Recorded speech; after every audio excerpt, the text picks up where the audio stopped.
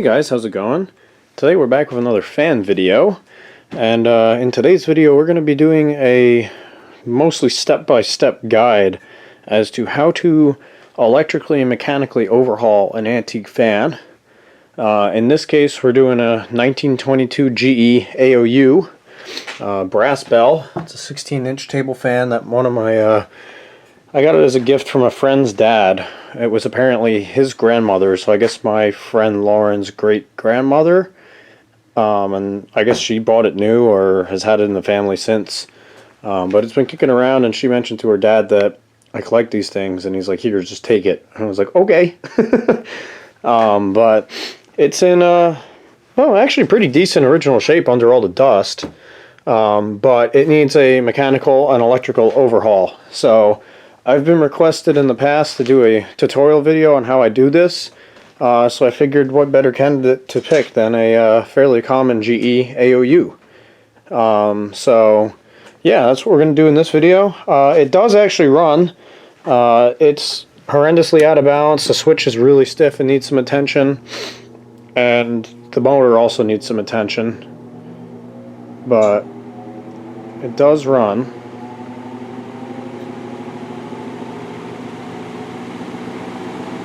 You can hear how sluggish it is getting up to speed.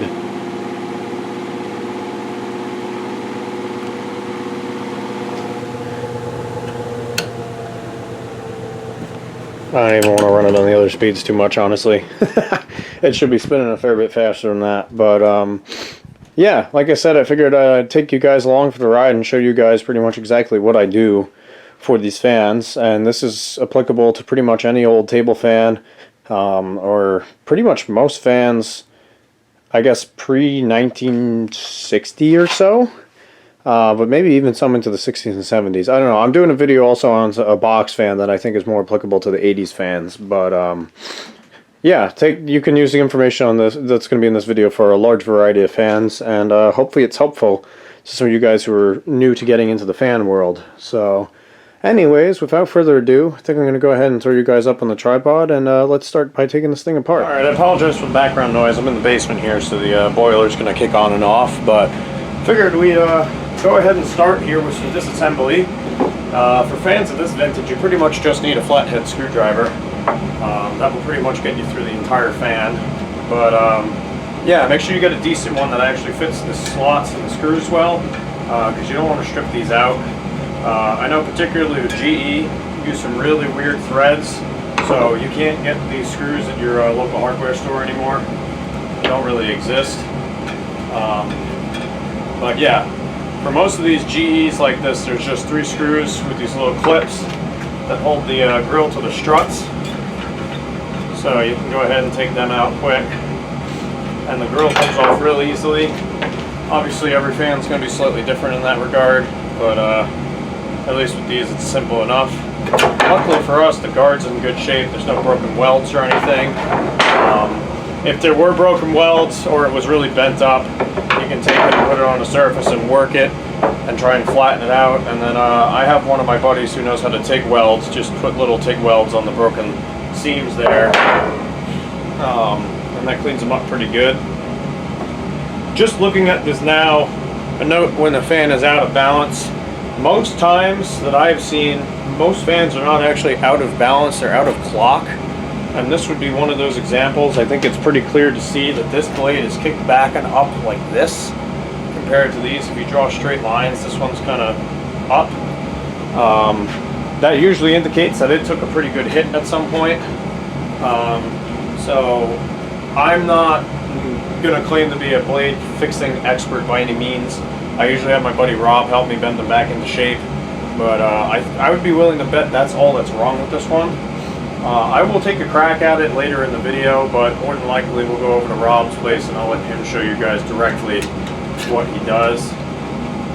For now, we're just going to get the blade out of the way. There's a set screw on the back here, and pretty much just loosen that. I don't take them out all the way. I don't like to risk losing them, but the blade will slide right off. It's actually really greasy and oily in there. I wonder if it's been taken apart in the past. They like set screws on these fans. just a warning. There's actually one at the top here that holds the other screw in place. So you always want to make sure you loosen them. If a screw doesn't come out easily, chances are there's something else wrong. So check for set screws. But actually, before we do that, before I forget, I'm going to take this knob or lever off the oscillator here. So that's just on the bottom here. And this will free up the motor. So then we can go ahead and take this screw out of the top. This isn't entirely necessary. I think it will just make it easier while we're working on this to just have the motor out of the loop there. And from there, I'm going to take these 3 cage struts off. There we go, just like that. I can go ahead and take the oil cup off the bottom here. I don't think there's anything left, but just in case, we don't want it puking oil everywhere. We will definitely be replacing the wicks. As you can see, that is really greasy, grimy, and completely petrified. So we'll get to that later in the video here. I'm actually going to grab a cloth quick, just wipe off this motor because it is very covered in this old thick barn dust. At least that's what it looks like. Best I can tell, this fan's actually in really good cosmetic shape under all the dust. The grill's got some bare spots, but it looks like most of the original paint's there. So we might experiment in this particular fan with just cleaning up the brass and the paint and see if I can get some of the original color to come out of this. Because these GEs, believe it or not, are a really deep, like, green. You can actually see it there. I think this has just got a lot of grease on it, actually. Oh yeah, I think that color will come through. So we might try and save that. But yeah, actually, before we take this apart, let's dive into this base and get this wire disconnected so it's out of our way. Should mention there is really no right or wrong way, I would say, to take one of these apart. I'm just going in the order that's making sense to me today. Can't say there's a set order. Most of these plates are held on with screws on the bottom here. This will get fresh felt as well when we're done here. I'm just trying to isolate the motor. We're going to redo all the wiring on this anyways, and I know the switch needs some attention, so might as well just disconnect it now and then the motor is completely free. So that comes off like that. You can see the switch here. Somebody's been in here and replaced the cord already. It's like a modern radio or TV cord, it looks like. Also looks like we're going to need pliers for that. But the switch is held in with 3 flathead screws. Be careful not to strip these out or twist them off, because then you're in for a really bad day trying to figure out how to get them out of there. And be careful with this switch. It is it's a breakable material. I don't entirely know what it's made out of. I don't know if it's ceramic or... I don't think it's ceramic, actually. It's some other breakable material, so you want to be careful.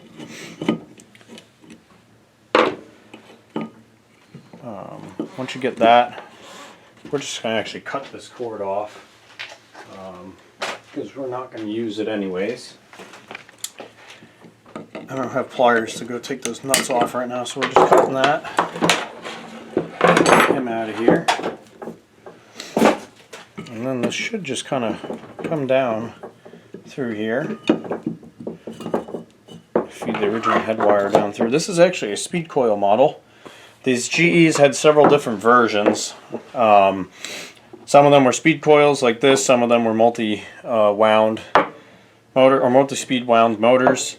If you don't know, a speed coil is basically just a big resistor. Cuts down the voltage going to the motor for the different speeds. So you got high, which is usually straight through. The medium is 1 tap, and low is both taps combined, and you get more resistance and a slower speed. One thing I always do recommend is grab your phone or camera or whatever and just take pictures of how this is connected and wired. Take more than you think that you need from different angles, because believe me, it helps quite a bit when you go to rewire something, especially if you wait a while like I usually do and you forget how it goes together. This can be a lifesaver. Luckily for us, this is just 2 wires. One goes to the hot terminal here. And the other goes to what looks like the high speed, which we are going to need pliers for. We will also definitely need to revarnish this speed coil later. So, well, actually, I'm probably going to take this whole switch assembly apart and clean and polish everything because it seems to be in rough shape. Does it have a terminal ring on it? Yep, it's got a terminal ring, looks like.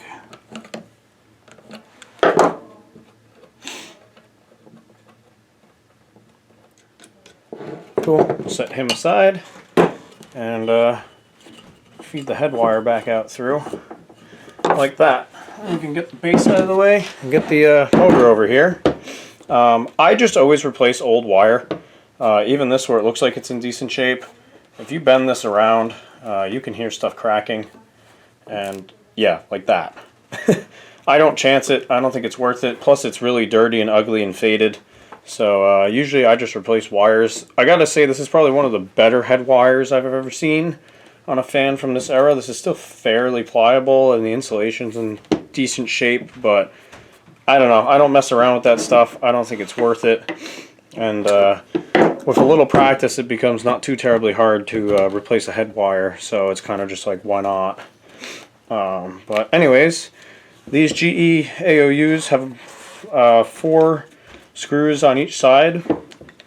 So we go ahead and take these out, and then we can separate the motor, which I believe it's the back half of the motor that comes out, and the stator stays in here.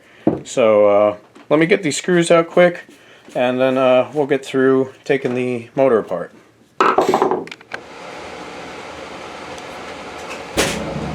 Alright, that's the last screw.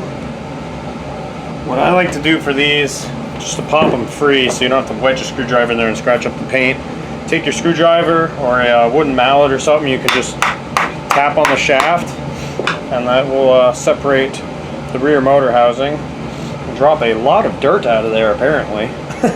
Wow. Okay. Some dead insects and stuff in there too, so I wouldn't be surprised if this came out of a barn at some point, or at least was stored in one for a while. One thing I forgot to mention, just because this motor actually looks pretty good, but make sure there's not gunk on the shaft. I'm going to take this and just clean this off. Sometimes I even go as far as to use a little Scotch-Brite and just try and clean that up best you can, because then when you go to slide it through this bearing, you don't want to drag a bunch of dirt and crap through there and ruin it. There's our rotor, real nice and dirty, but it doesn't look too bad overall. And then left behind is our stator, which I will show you how to get out of here in just a minute. Just looking at it, looks pretty good. 4-pole stator. Got a little bit of rust down here, which means it's all a little moisture, but otherwise really not too bad. So yeah, let me get prepared to get this stator out of here, and I'll show you guys what I do for that. Alright, so this is a important chapter of fan restoration or work here, is stator removal, particularly on these old table fans like this. Now, there are several different methods that I have used and you can use. It depends on the brand of the fan and how it was built. First off, we can use the piping method, which usually use a piece of PVC pipe for this. I'm going to use a block of wood. This works for motors with cast iron shells only. Don't do it with a stamped steel shell. You will bend the shell and your bearings will never line up, and you'll possibly ruin the fan, if not be in a world of headache. Basically what you do is you find a piece of PVC pipe, which is preferable because it's softer, but I'm going to risk it and use this. Jam this up against your motor, and bang it on a firm surface like this, and as long as the stator is not ridiculously stuck in there, you'll see it start to move. And you can repeat that process until the stator works its way all the way out. That is the piping method. Again, only cast iron motor assemblies like this. Steel or pot metal especially, no good. Don't do it. Option number 2 that I found works really well for these GEs in particular get 2 blocks of wood or bench vise, which also works really well, but 2 blocks of wood works pretty decently. I usually end up putting a clamp between them, and put them just under the edge of the motor case, not under the stator. And they can start under the stator until the stator gets to the point where it needs to come out of the case. Then what you can do is get yourself some 4-inch long drywall screws, and you take these and you can thread them through the holes. It's a little bit of a tight fit, but you can thread them into the holes like so, and I go just until they bite into the original holes in the stator. You'll feel it. They just kind of stop, and I go like an extra little half turn like that. Put one in each corner, and then what we will do from here is we will take our hammer and hit down on these in a cross pattern, and it will start working the stator out of the casing. So just as a demonstration, we'll put these together like this. We have a hammer, and obviously don't miss and crack the casting or anything, but you can take this and firmly miss apparently.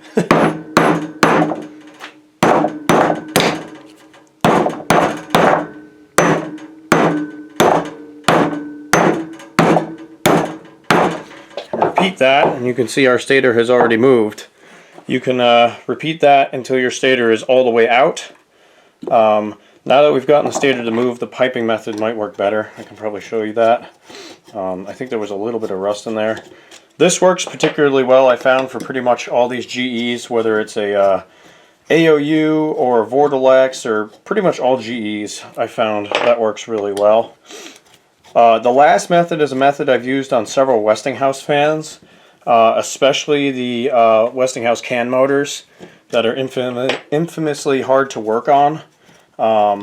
What you can do for those is be very careful when you do this, but you can take a drill bit and drill out the 4 holes in the front of the casing there by a size or 2, such that the screw head will hide it once you put that back together and nobody will know.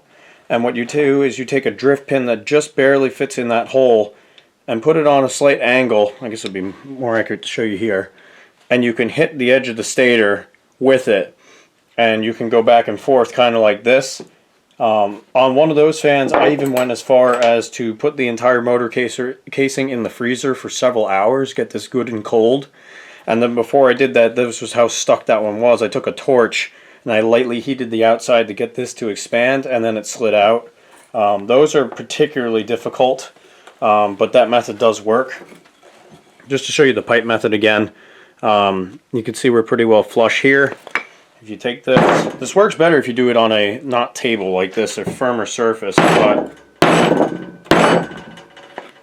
you can see how that's already started to move there.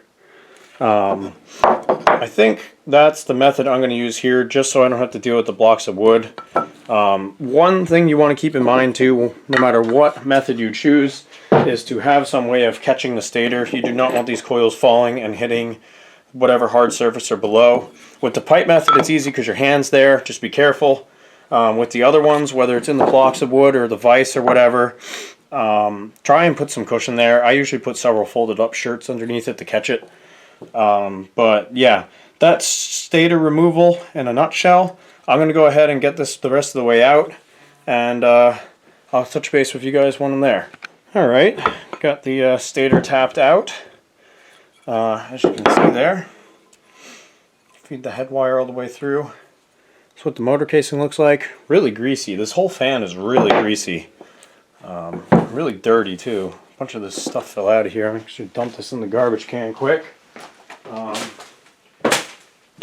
The reason I'm pulling the stator all the way out is for, well, actually 2 reasons. One, it's very important to revarnish the stator. It's really good for a fan's health, and just generally a good idea, especially something like this that you can see has been exposed to moisture.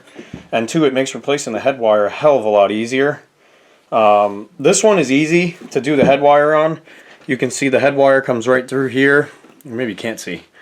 Head wire comes right through here and attaches to the stator with the 2 leads right here. Probably one of the easiest setups to do. I can throw pictures in here of a different AOU that I did. It's the ones that don't have a speed coil, and it's basically one giant winding that they fold up into different places, and they just tap it in different spots. So there's 4 separate leads. Those are slightly trickier. Westinghouse can motors and tanks are probably the trickiest because it just comes straight out of the windings. There's not much to attach to there. And then I've seen anything in between. Emerson's are usually really easy to do. Usually they have it coming right in the back and everything's tied up neat, and that's really nice. But either way, this one's not bad at all. I'm going to actually go ahead and cut this here. And we're going to see about carefully pulling this through. Actually, we pulled it through enough that we can cut it again here, and then we don't have to worry. Just be really careful when you're moving these wires that go into the stator. I'll zoom you guys in slightly so you can better see what I'm doing here. These wires, these are stator laminations at the base here. Just be really careful. If they break off, then you got to go dig in the stator. It's not fun. Don't want to do that. But we can peel back this old friction tape here carefully and try and get back to the bare wires. If you need, you can solder to a little bit of original head wire. I personally like to try and get back as close to the windings as possible, if not attached directly to the windings. Then you know it's a real bond and you don't have to worry about it as much.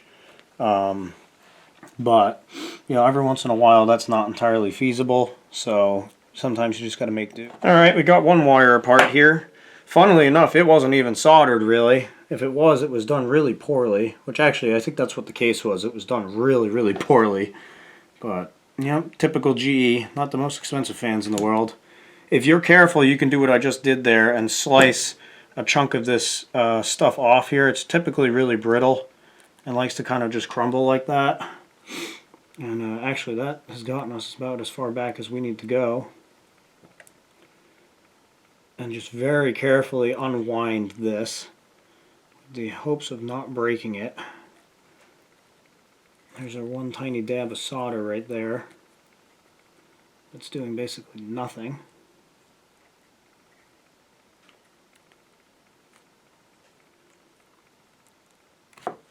Boop, there we go.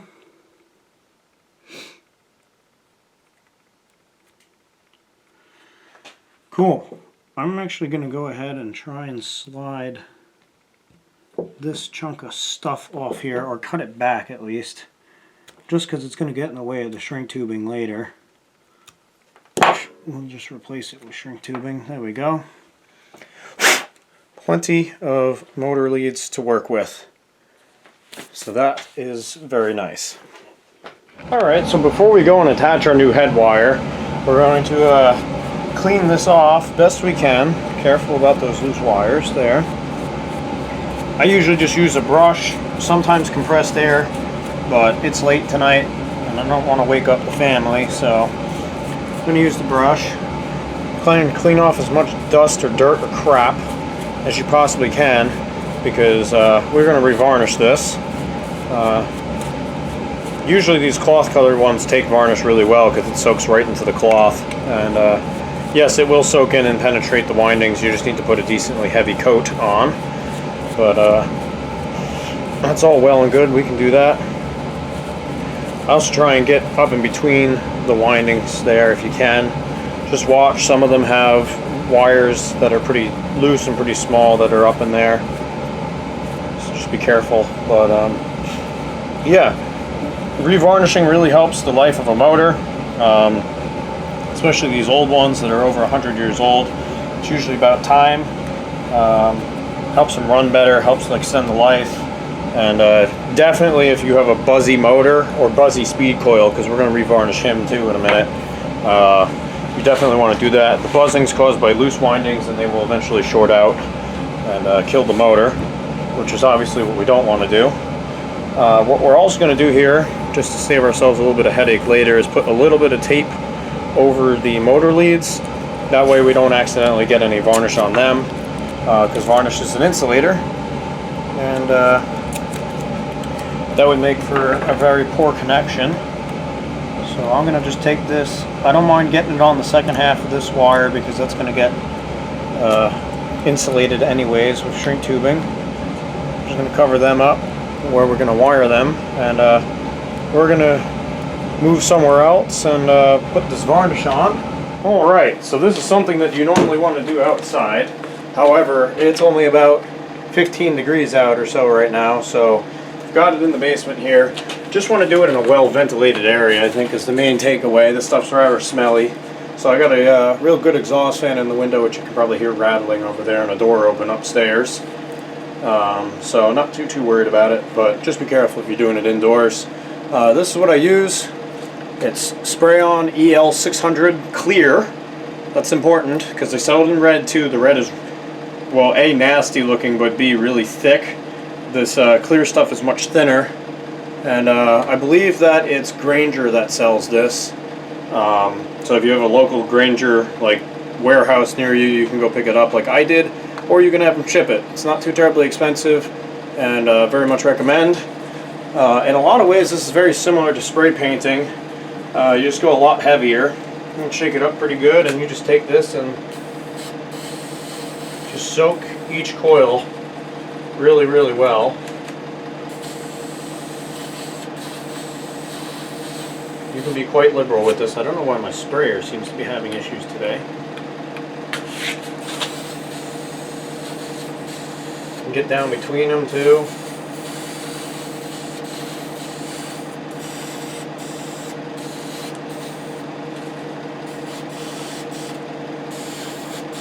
Really want to soak them really good.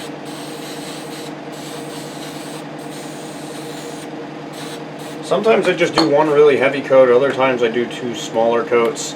But yeah, I'm going to let that sit for about 10 minutes, and then you can flip it over and give the other side the same treatment there. And wait a little bit and probably put a second coat on even. And yeah, that's pretty much how you revarnish in a nutshell. I'm going to come back in a few minutes and we'll hit the other side of this, and then I'll do the second coat off camera. But yeah, pretty simple, very much worth doing. While that's drying, we're going to go ahead and take the switch apart.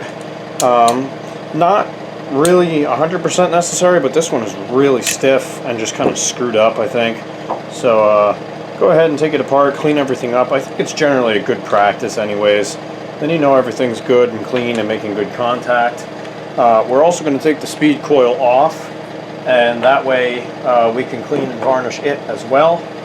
But I'm going to start by disconnecting these 3 leads here at the front, because I want to take these screws out of here and clean them up anyways. These are just little nuts. You can grab a pair of pliers or a nut driver, and then that's what it looks like on the other side there. It's just a flattened off nut. So these should come out without too much trouble. I've on other fans, not this one, but I've even gone as far as to replace these when these were really bad. Just replace them with brass screws. That works pretty decent. Obviously brass nut would work better, but I was just kind of using what I had, and that switch has been working great ever since. But these look really good. I think we're just going to clean them up. Like the motor wires, just be really careful with these speed coil terminals. It's interesting, there's lock washers under them. These are basically the same thing, where it's just really fragile. And then some of these, the laminations will come apart on you if you're not careful. So we're going to hold that. There's crap in the screw head here. Be really careful you don't slip and jam the coil doing this. I'm actually going to pull the other way here. Alright, before I strip this thing out, I'm going to try and clean this crap out of the slot here. Just got a razor blade.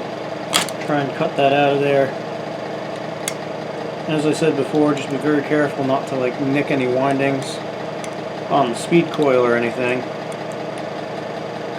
Just got to get that stupid crap out of there. Mr. Screwdriver can fit in there better. There we go, that's better. The other key with this, especially when you have stuck screws, is you want to put a lot of downward pressure on your screwdriver. Especially with flathead screws, you don't want to strip them out, because that becomes a whole other world of headache. Generally, the more downward pressure you can put on it, the less your chances are of doing that. There we speed coil lifts right out. Keep note too with these switches when you take them apart. A lot of them have all these washers and stuff. Some of them are in funky places. Try and remember how it comes apart. This is another really good example of a good place to take a lot of pictures. I've taken a fair few of these apart, so I'm going to try and remember it. But if you're new to this, definitely take pictures. Yeah, we're going to get this a light brush down just like we did on the other, or on the motor stator. This one there's a lot more room to get down in the sides there. Just be careful around the 3 taps.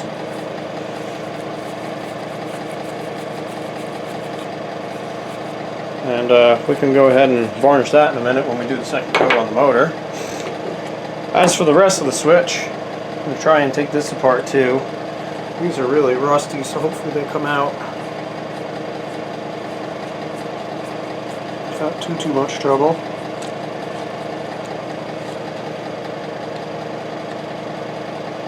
There's a nut on the other side apparently. The main thing I want to get to with this... Wow, that's really tight. Oh, yep, that one just sheared. Alright, I figured that might happen. That's what can happen if you're not careful. The way to prevent that would have been lubricating this, but also that looks like it's been peened over, so maybe there was no preventing that. We'll have to get a new nut and washer there. But anyways, as I was saying, the main goal here is going to be cleaning up this contact under here and lubricating this pivot point. Let's see if we can't get this out of here too. Although that seems to be fighting me in the exact same way. So maybe we won't. Maybe we'll just spin it around like that. And then we can get to everything we need to get to. Just gonna brush some of the dust and crap off of this. And yeah, I think that's about as far as we're going to tear the switch apart. So I'm going to go ahead and throw another coat of varnish on that motor and get the speed coil soaking, and then we'll come back to this and start cleaning it up. Alright, just figured I'd show this one more time. I'm going to go ahead and flip this over now that this side is pretty well dry. Do the other side, and we're going to hit the speed coil too. Take this and just soak these. And get on all sides here too, which always is good.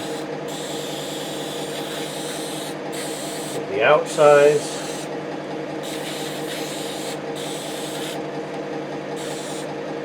Try and get down in between each one.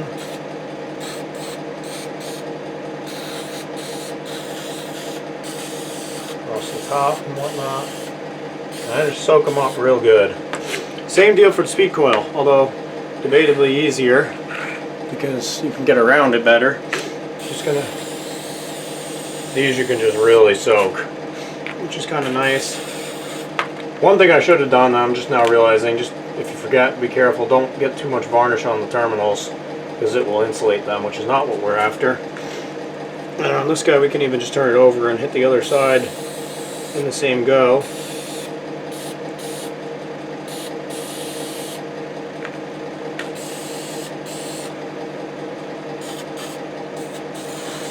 And yeah, those are pretty well soaked. Gonna let them dry for a while, and let's get back to doing the switch and some other cleanup work. Alright, so we're back on the switch here. I'll try and clean everything up best we can.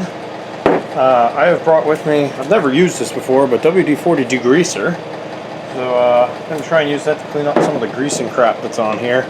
I also have some Scotch-Brite, which is actually what we're going to use starting off here to clean up this contact. I'm going to get off this microfiber cloth because the Scotch-Brite's just taking it, whipping it around here, but I find Scotch-Brite to be a nice medium between sandpaper and, like, I don't know, just a rag. It's like slightly, it's got some aggressiveness to it, but it's not nearly as aggressive as sandpaper. And it's real good at cleaning stuff up like this. As you can see there, that contact is nice and shiny again. I'm going to take that and clean some of the corrosion and stuff off this brass. Obviously not necessary, but make it look a little better.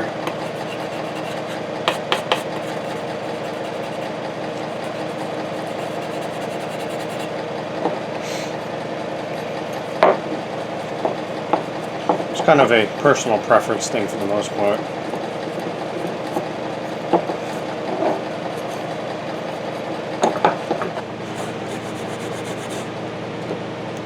Cool. I think that's about what we're going to get for that.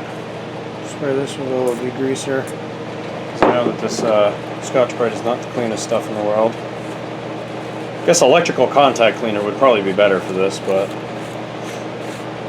oh well, I'm working with what I've got right now.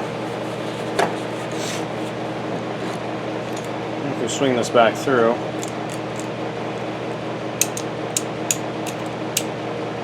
yeah, that's definitely rolling pretty nice. So that's good. The little roller here is free. Cool. Last thing I think I'm going to do here is just clean up these contacts. Same deal. Just going to run them across the Scotch-Brite. Get them about as clean as I can.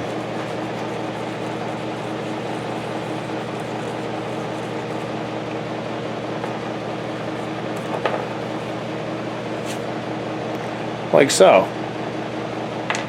So I'm going to go ahead and do these to the other contacts here, and then also these nuts that are supposed to go on the other side of these. I'm going to clean them up too, and then we can go ahead and put the switch back together. Alright, we're going to put the switch back together now. We'll start by putting these guys back in here. Now that they're all nice and clean. We'll swing Mr. Switch lever over to the off position. Now, if I remember correctly, it went lock washers first.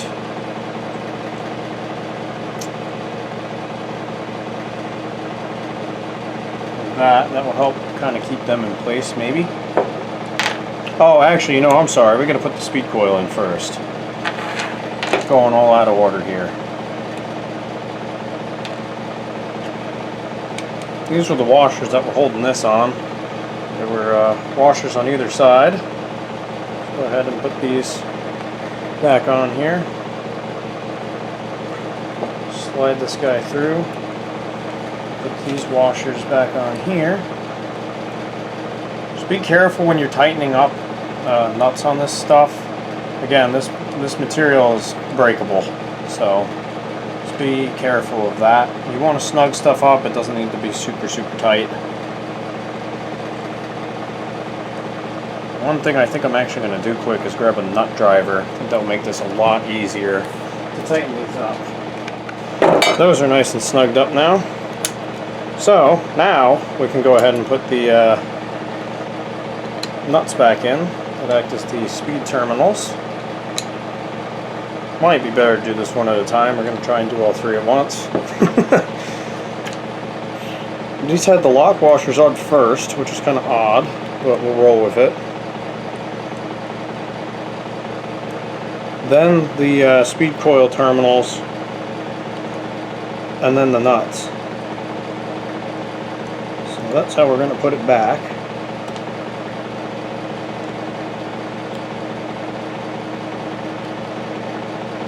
That last one there had an additional washer for the head wire to attach to.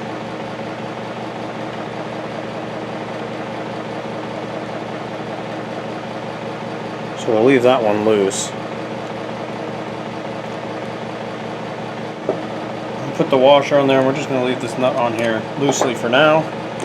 Take our nut driver and snug these guys up. Actually, just to test the functionality of the switch, we'll snug this one up.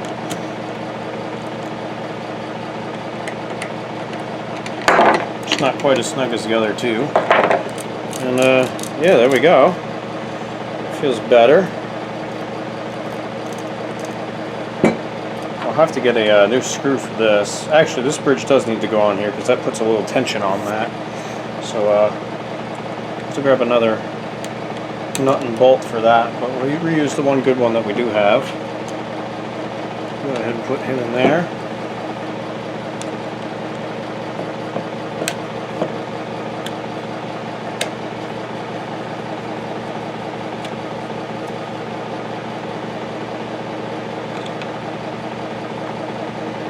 I'll have to grab another nut and bolt from my hardware upstairs, but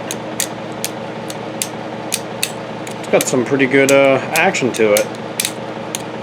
Distinct snap between each one, and now it's moving much better. So I'd call that a success.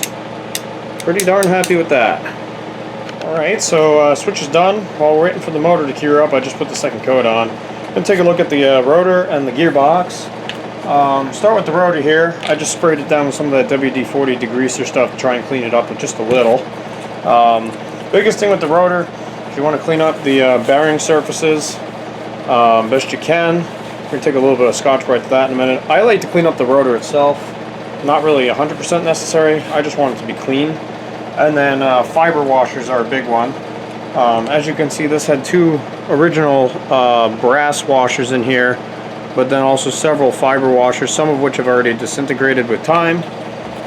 These are junk. As you see, they literally just crumble. Replace them, please. They are not expensive and very much worth replacing. I got this kit here off Amazon. It was really cheap. I've done hundreds of fans with it, and it is very much worth getting. And just replace them because they are old and they need replaced. So you can go in here and find the size that fits, and if there isn't one, then you can just sand those down and make it fit. I'm guessing that those are probably the ones we're going to want, but we'll get there in a minute. What I like to do first, before we even get there, is just clean this up a bit. Like I said, I usually personally grab a drill, and I'll chuck the shaft up in the drill just very gently. You don't want to mar it up or anything. And I'm actually going to tilt you guys up slightly so you can see this. Got you a little too close here by accident. And we're going to locate the Scotch-Brite, and then be careful in this. It can get sucked in, but take this and clean this up a little. Go easy when you're doing the stator. You don't want to remove too much material. I'm just lightly pushing on this and cleaning it. And then the other thing you want to do quick, make sure you get a finer grit Scotch-Brite too. Just run this up and down the shaft.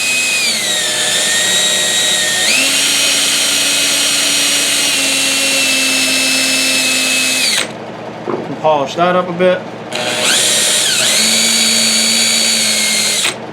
Hit the front side there. Let's clean it up a little.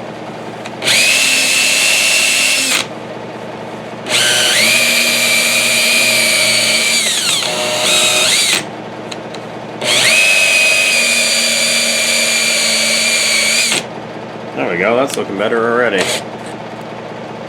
The WD-40 degreaser is spraying everywhere as I'm doing this. Do the same on the rear here. Again, I'm not putting much pressure, I'm just cleaning this up a little.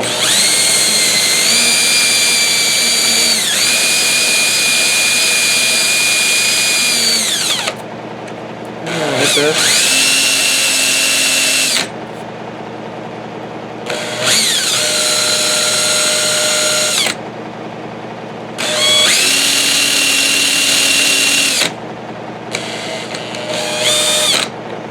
And once again, paper towel.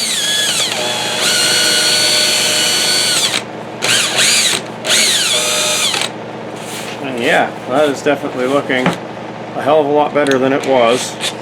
Shafts look pretty good. Rotor's looking much cleaner. And yeah, there was a level of dirt and grime on there that I was concerned it might start rubbing on the stator. So it's good we got that worked out. So that's now clean and prepped. We can put it to the side, and let's take a look at this gearbox. This is a little bit easier to do when it's on the fan still, but that ship has sailed, so we'll do our best. There are two screws in the top. Be careful with these. I know especially the later ones are all pot metal. I don't know about these earlier ones, to be completely honest, but I'm going to treat it like it is pot metal. Just be really careful not to strip out any screws or anything. That becomes a real pain really fast. The two screws come out, and then you can unthread this wheel here, and the top of that will come out. This one actually isn't terrible. There's a lot of old gooey grease in the bottom, but oh no, it's not gooey, it's solid.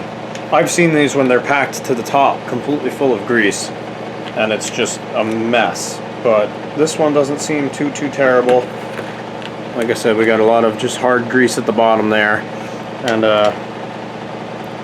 I'll show you, dig some out. After 102 years, old grease turns basically into hardened earwax, and it really doesn't lubricate anymore. So what we're going to do here is probably dismantle this slightly, just to get access down in there. Yeah, actually, you know what I think we're going to do? We're going to grab a small screwdriver. We're going to take that guy out of there, that little set screw. Then we can pop this out, take these gears out, and then we'll get better access in there. And there are also fiber washers on either side of this gear set, which we'll replace. So let me grab that small screwdriver, and I'll be back in a minute. Alright, got the small screwdriver here. Wow, that's tight. Oh man. We might need a slightly bigger, smaller screwdriver. Unless... Oh, there we go, we got it free. Just be careful if you do something like that. You don't want to strip out the screw by accident. I'm going to loosen it, not take it out all the way. Just loosen it. And I'm going to take this knife and clear out this slot a little. This is a big brass screw. Be careful, they strip easily. Best to try and fit a screwdriver that really fits in there well. But sometimes if they're loose like this, you can get away with it. Also, sometimes people have already stripped these out because they didn't know that there was a set screw in the side there. So you might kind of have to push on the inside of everything to get it to move and want to unthread. You can kind of just reach your finger down on the inside there, push on it. There you go. Actually, these might, let's see here. Could be wrong. Yeah, actually, these require this set screw as thread. So if you take it all the way out, you can just pop it out as a plug. Sorry, I was wrong about that. It's been a minute since I took one of these apart. Got him out of there. Now what we're going to do is try and slide this whole gear assembly out if we can. Not actually sure if you can sneak that out with this other gear in here. You might have to pop it out first. I'll try and take a look into doing that quick.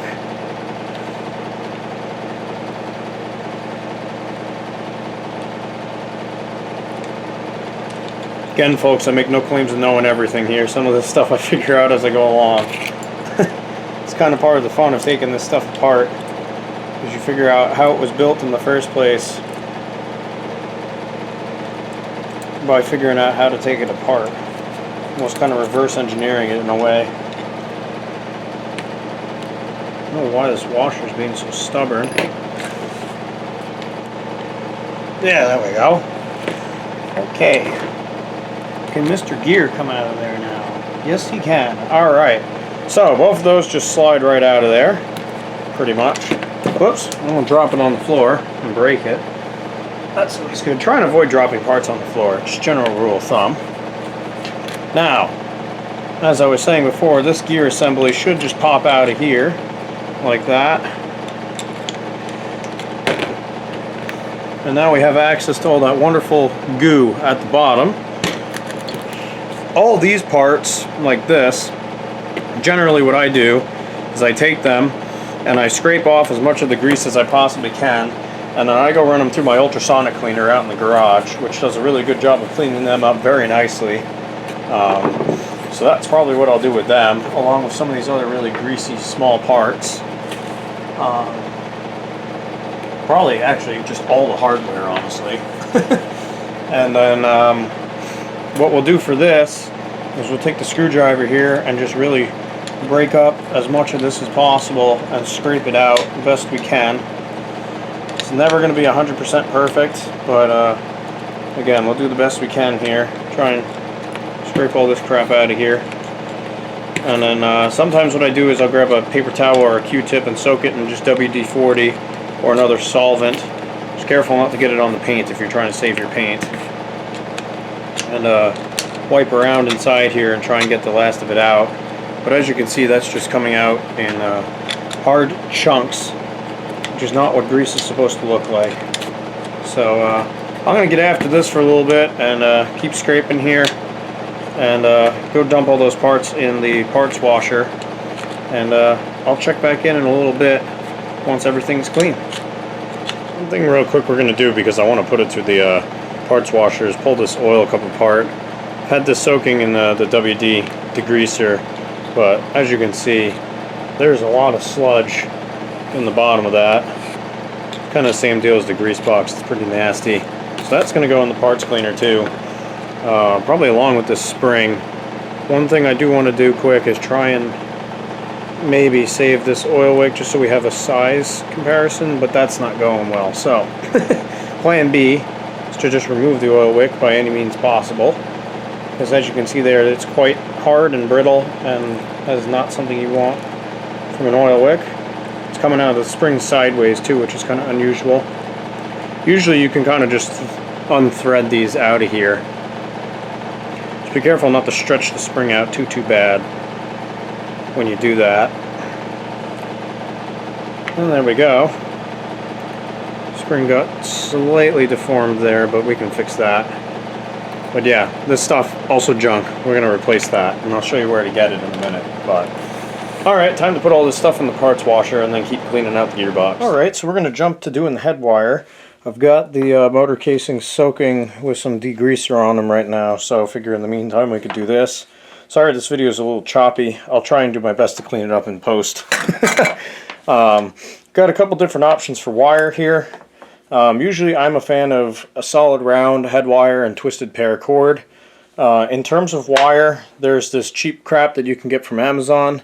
It's like normal wire that's wrapped in some like nylon based like wrapping, meant to look like cloth. It's okay. It's good for a budget. What I really like to use, and I don't think I'm going to use it on this fan, but I do really like to use this stuff, which is the real deal. This is made by Tony Clayton. He basically takes modern wires like this and runs them through an antique machine and wraps them with real antique cloth. And this stuff is just incredible. It looks the part. You can kind of see the wires are wound inside the insulation, so it really looks the part. And also it's just so nice and flexible and doesn't really get caught in one shape, whereas this stuff's kind of stiff because there's real chunky insulation under there. So again, this is not my favorite stuff, but the Tony Clayton stuff can get a little pricey, so I do use this where I can. And it's just a GEAOU. So we're going to take the razor blade here and try and carefully cut this. You want to cut it just deep enough that you can cut through the cloth that's on here and start nicking through the insulation there so you can break it like that. This is the best technique I found to do it without nicking one of the wires, and then that will slide off like that. The one nice thing about this Amazon wire is that because this is, I want to say it's nylon or some other, it's not cotton, which makes it really easy to seal it up, because you can take a heat gun like this or a lighter or a match or whatever and it will just melt, which is very nice. Sometimes I still put some heat shrink tubing on it to keep it from sliding, but as you can see, that just melts up real nice like that. By the way, you'll notice I'm using a soldering station over here. Highly recommend getting one of these. They're not that expensive, especially if you do multiple fans. Got a nice soldering iron, and the heat gun is priceless. This comes in handy so much easier than trying to use like an open flame or anything like that. So yeah, we're also going to go ahead and take the painter's tape off these windings here. And I'm going to show you my technique for doing this stuff. So we're going to take these, strip them back a little bit here. Wow, these pliers are pretty dull. Just expose a little bit of copper there. And then I'll show you how I go about doing this. Real wire strippers obviously work better for that, but this is what I've got right here right now. What I'm going to do is feed this through just the way it originally was. So that's the problem there with this stuff too, is that the cloth covering likes to grab on stuff and bunch up. So actually, while we're here, I'll show you what I like to do for this since it already happened. And keep Mr. Heat Gun on here. I also recommend you get a pack of assorted heat shrink tubing sizes. This has also been a lifesaver. Comes in handy quite often.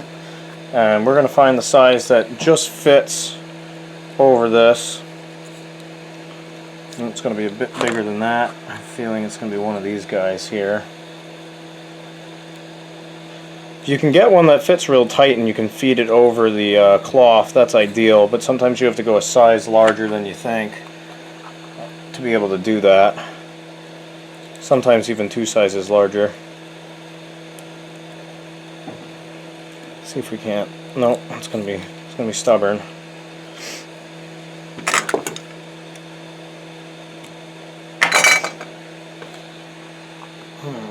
We'll go extra large here.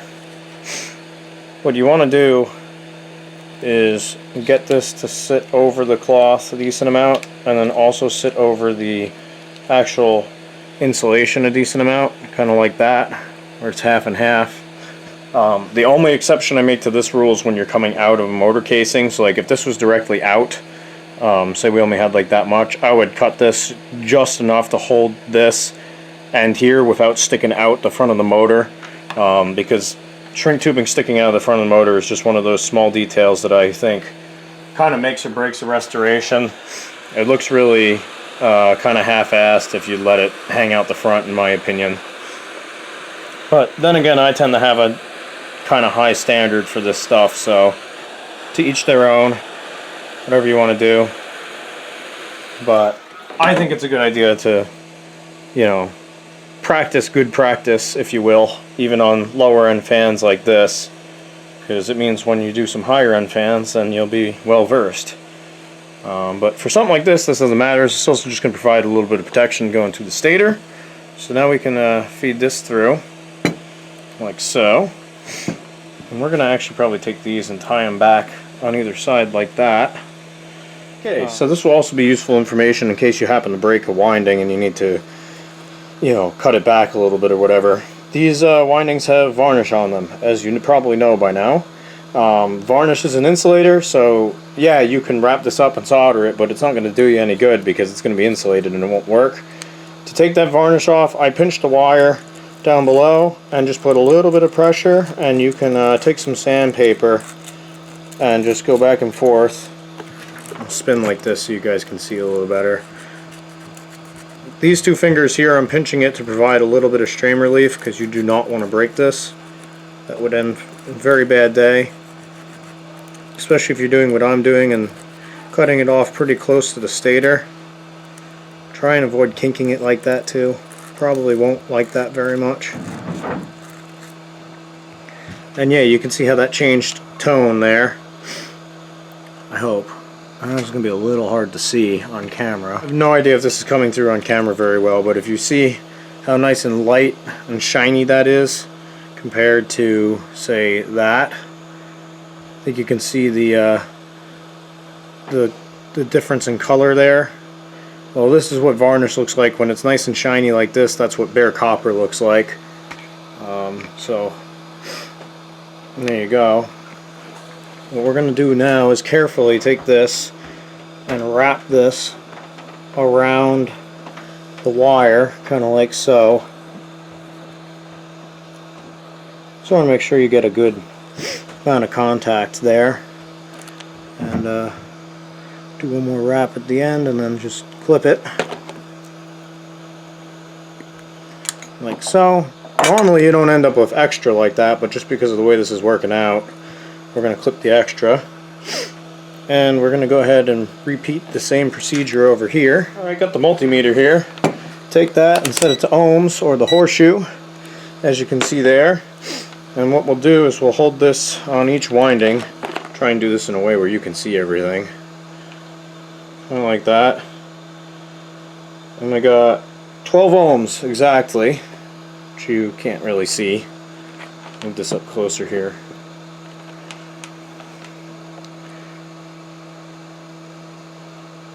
There we go. 12.5 or so. So that seems about reasonable to me. 13 or so. Yeah. That seems reasonable. I knew that this ran beforehand. I'm going to call that good. Again, good practice to get into is to ohm it out before you cut any wires. So when we still had the original head wire attached, ohm the end of that and see where you're at. And you have a baseline. But again, I've been doing this enough now that I'm going to say that's probably alright. Just helps you verify that you're making good connections along the way here. And if you have issues later on, then you kind of know how to troubleshoot them a little bit better. Take that, got that all wrapped around there. I'm going to clip this.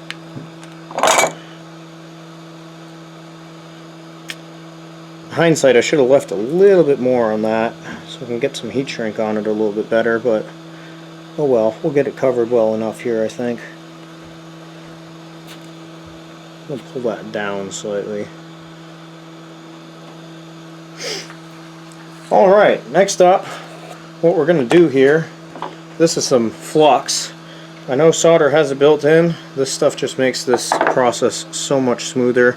Even if your solder has flux built in, I highly recommend getting some actual flux and putting it on there. It makes a huge difference. It just helps the solder clean and take better, and it makes your soldering job a lot faster and a lot easier and a lot less frustrating. Just put some flux on there. Got my soldering iron here. I've got a big flat like wedge tip on this. I think that works well for doing these big wires, but really anything will work. I just like it because you can put a bunch of solder on it ahead of time. If you've never soldered before, I recommend practicing on something else first. But basically you tin up the soldering iron and you hold that under here, and you can see, I'll zoom in on the other one, the solder just takes instantly with that flux. So we'll just add just a little bit more here, really solidify the joint, and yeah, and call that pretty solid. So you can see how fast everything goes with flux. It's very, very helpful.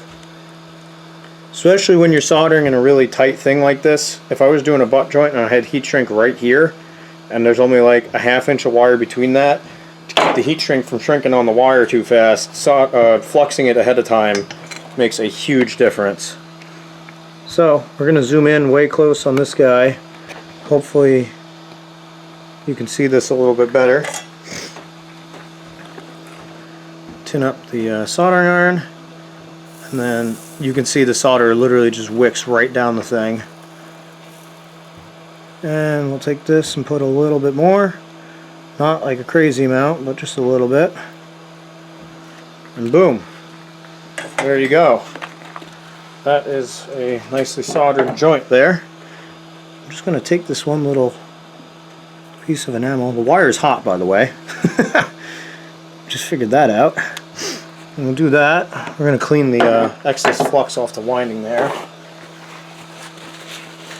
I don't think it will hurt anything, but there's no point in leaving it there.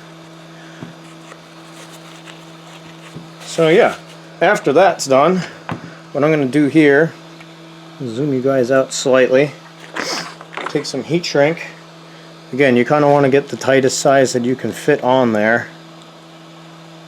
And we'll go a size higher than that. And yeah, you want to get just enough to cover the joint, and you can feel where that is.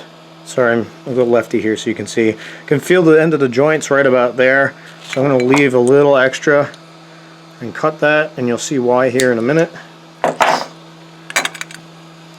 Slide that on. Again, I'm jamming it as far down here as I can. Just make sure we get insulation in and around here. Nicely like that. Then I'll take the heat gun, shrink at the bottom first, work my way up, and then quickly pinch at the top, and then it's sealed off. and you don't have to worry about any, you know, anything shorting out on anything. So we'll do the same over here on this side. Grab our piece of heat shrink tubing. Take that. Measure it out to about there.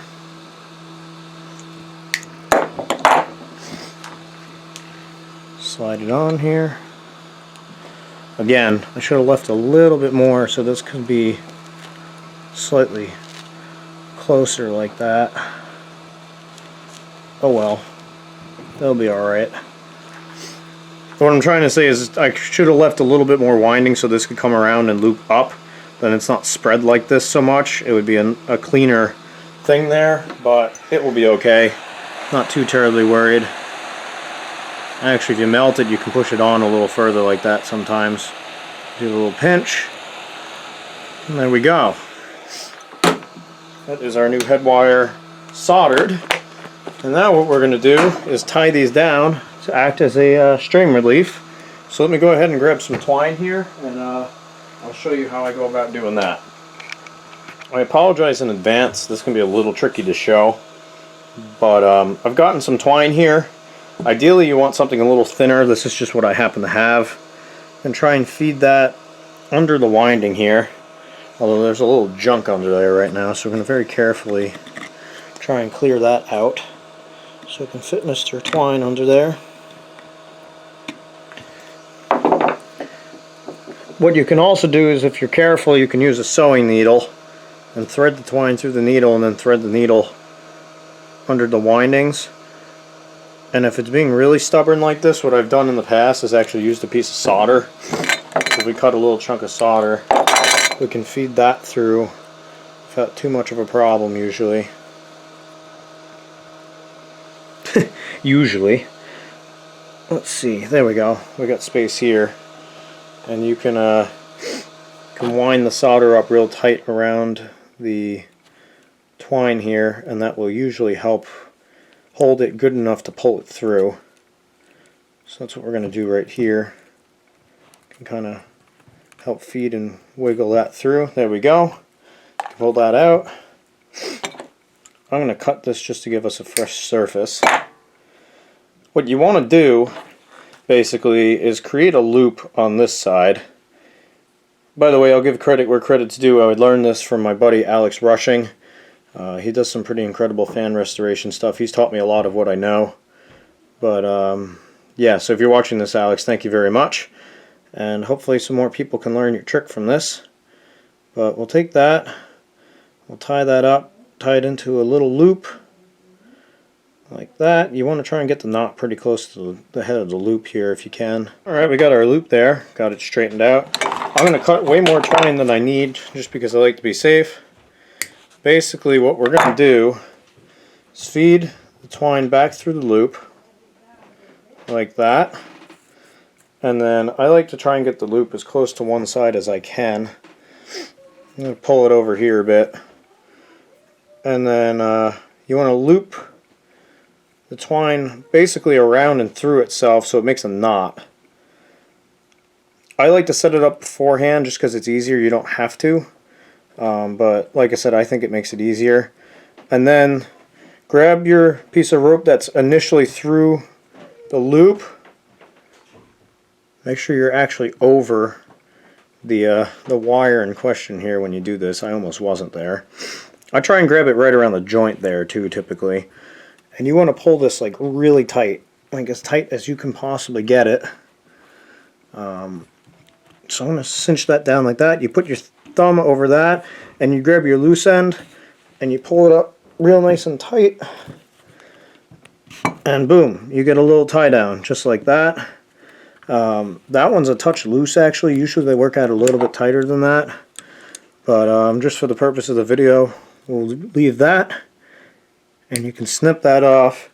And then what we'll go ahead and do here in a second is you want to grab your varnish again that you used earlier and just spray this twine with just a little tiny bit of varnish, and that will really lock things down really nicely.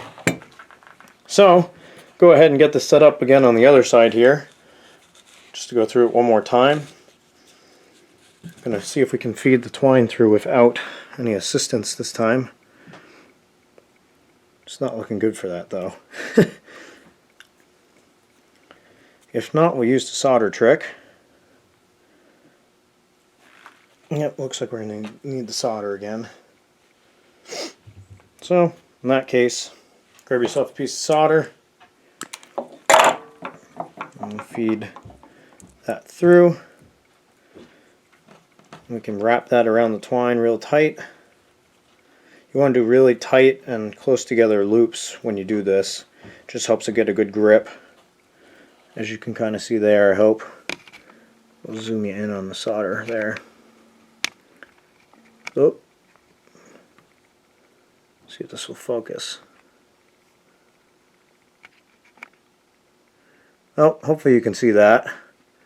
Just real tightly wound. We use that and pull the string through. I'm just going to cut the string again. Then I'll take this, put this over here, tie a nice loop. Alright, so we got the loop on the twine threaded under the winding. We're going to take the loose end of the twine, put that through the loop. I like to pull this down so the loop's all the way at one side, and we'll get this fairly close to being tight. Just want to leave enough slack under there that you can feed the twine back under like this and pull it through such that this will want to make a knot, which I think I've done that correctly. And then what we'll do is we'll take the piece that's just through the loop, and you want to pull this really, really tight, about as tight as you can. You put your thumb on it and you pull the loose end through, and then you get your knot, which is just like that. So there you go, that's a good one there. That really tied down the wire. If we want, we can do another one just to tie down the end of the joint here, which I might do. But I think you get the idea. So I'll do that one off camera, and then the big thing that you don't want to forget, just a little bit of varnish on that. And then call that pretty good, because that acts as a really nice strain relief. And that's pretty much how they used to do these back in the day from the factory. So that's how I go about doing that. I think I'm going to do one more over here, maybe one more over here if there's room. Yeah, there's room. We'll do two more, one here and one here, and we'll call that done. So I'm going to go ahead and do that quick, and I'll come back to you guys in a second. Right, so we got those other two done here. Now you can see that's really well tied down. Honestly, probably pretty overkill, but I'd rather be a little overkill than not have enough. I see a little bit of bare varnish there. Just going to hit that, or bare copper there, so I'm just going to hit that with a little varnish, make sure that's all sealed up. And yeah, we've got a really nicely secured head wire there, which I don't think is going to go anywhere. So, that being said, one thing we are going to do quick, just for the sake of checking in on things, put that back on ohms mode, and jam these into the end of the wire here. Make sure that we got a good connection. This is something that would be good to do before you even heat shrink and tie everything down, but I trust my work, and yeah, we got 13 once again. So that's good. We got a good connection there, and the head wire is all set. So I'm going to go ahead and off camera here clean up all the parts with some WD-40 and degreaser stuff. I'm just not going to use anything too crazy because I don't want to take the paint off by accident. This GE paint is known to be really thin and pretty fragile. But I'm going to go ahead and clean this stuff up best I can, and let's get this motor back together. Alright, so I went ahead and cleaned all these parts best I could. Got a little bit more green color out of here, but also exposed a lot of paint loss. It's a little rough. I think we're going to treat this as a patina for now, and then eventually this will be a good restoration candidate, because it's a little rough. But either way, I think it's time to do some reassembly here. But before we do that, one thing that's going to be easier is to do when it's apart is cleaning out this front bearing, mainly the oil passageways. A lot of these older fans that use oil cups have these. There's a passageway down in the front here, and there's one on the inside here, which you can kind of see in here, but in here is really dirty, and they tend to get plugged up. So I like to take a Q-tip and cut the end off, and then just force that back through like that, and you can see, if I hold this against the camera here, you can see all the crap that pushes out. It's very important that these are cleared, because if they don't, oil will accumulate in these, I guess, little cavities on either side of the bearing, and it will start overflowing, and it will start flinging oil everywhere, and it just makes a mess, and it's a headache. So you're better off cleaning that out while you can. And then the other thing I'm going to do is take a little WD-40 and soak the end of a regular Q-tip and just clean out in here a little, because this also tends to get full of grease and crap and stuff from the last 100 years of use. You know, old oil really likes to turn into grease with time. So best to try and clean that out. And like I said, it's a lot easier when it's all apart. So yeah, I just use a little WD-40 on here, because WD-40 is actually a really good degreaser. And just take the Q-tip and run it around on the inside here. And then once that is clean, then I'll go ahead one more time and just force any of that crap that's in those passageways to the front and the back there out of there. You can also do it with either compressed air or like a solvent like this, and just put it up near the hole and blast it through. I'm just trying to not make too much of a mess, so I usually just, like I said, take a Q-tip and work it through. Alright, so we're going to go ahead and reinstall the stator now. Went ahead and installed a fresh grommet here, which I get from either two places. Got these this assorted grommet kit that I got from Amazon, which is really helpful in most cases. The only time it can be a little bit of a stretch is when it's really thick cast like this. I've gotten away with stretching them out, which is what I tried here, or sometimes if I can't do it, I will go to the hardware store and get some fresh stuff. Biggest thing when you stretch them out is you gotta be really careful feeding the head wire through, that the grommet will stay in place, because they like to pop out really easily. So we're going to try and feed this through really carefully. I also put some heat shrinking over the end here, just to keep the cloth from fraying as I was putting it through. Actually, one more thing I'm going to do, this is probably overkill, but I'm going to do it anyways. I'm going to put 2 zip ties on here. I always do this such that you loop them through each other and you have them going opposite directions, and you can tie them down on each other. It makes for really good strain relief. I'm going to put that around there-ish. Usually try and do smaller zip ties than this, but I think this will work. That will just keep it from getting pulled through there too hard. Again, not really necessary, but if there's room for it, I don't think it can hurt. And in this case, we do have plenty of room. The other thing you got to watch when you do this is that, besides the grommet wanting to pop out, is you got to make sure that you put this together such that the screw holes line up in the front, because once you get it together, it's going to want to just, you know, it's not going to want to move again. So, not really a great way to do this other than just kind of looking through and making sure that you've got them pretty well lined up.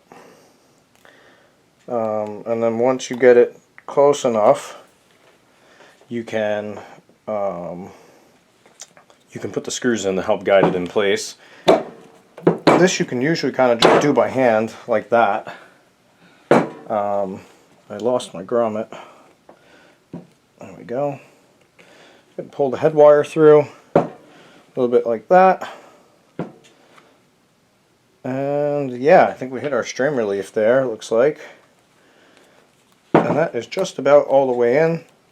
Not really pressing on the coils, I'm trying to press on the lamination as best I can. Don't want to damage the coils at all. It looks like we are slightly off, unfortunately. which is what I was telling you guys to be careful of doing. So if that's the case, we might have to slide this back out a little bit and then try and get it realigned again. But yeah, it pretty much should slide right back in. The only thing you can do to try and correct it is if you can get a small drift pin in there. You can sometimes spin them, but be careful because you can also just snap the drift pin in, or snap the drift pin off in there, and then you're in for a whole other disaster. Let me just see if these are off far enough that you can't. Yeah, alright. We're going to have to pop this back out, and I'm going to try sliding it in again, but that's basically how you do it. And then from there, you can put these screws in and slowly tighten them to pull it all the way in. But let me pop this out and get it realigned, and I'll show you what I mean by that. Alright, so we got the stator slid in. This is a little deceiving though, because it's not actually in all the way. I'm going to make sure we get this head wire pulled all the way up. Yep, seems like it. We on our little string relief. Yep, okay, cool. What you want to do is, actually, we're going to dry these screws off first, but you want to thread the screws in, and then we're going to slowly tighten these in a cross pattern and pull the stator in all the way. Because, like I said, it looks like it's in all the way because it's flush in the back, but it's not. So we're going to make sure that it's seated all the way forward. Go ahead and put these in, and you can get them started. If you've gotten this lined up right, they should just kind of thread right in. Go ahead and snug them up against the front of the case. Try and turn so you guys can see this.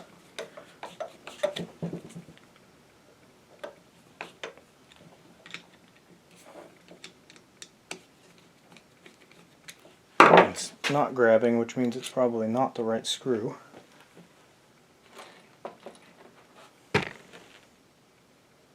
Yeah, these are different lengths. Be careful of that.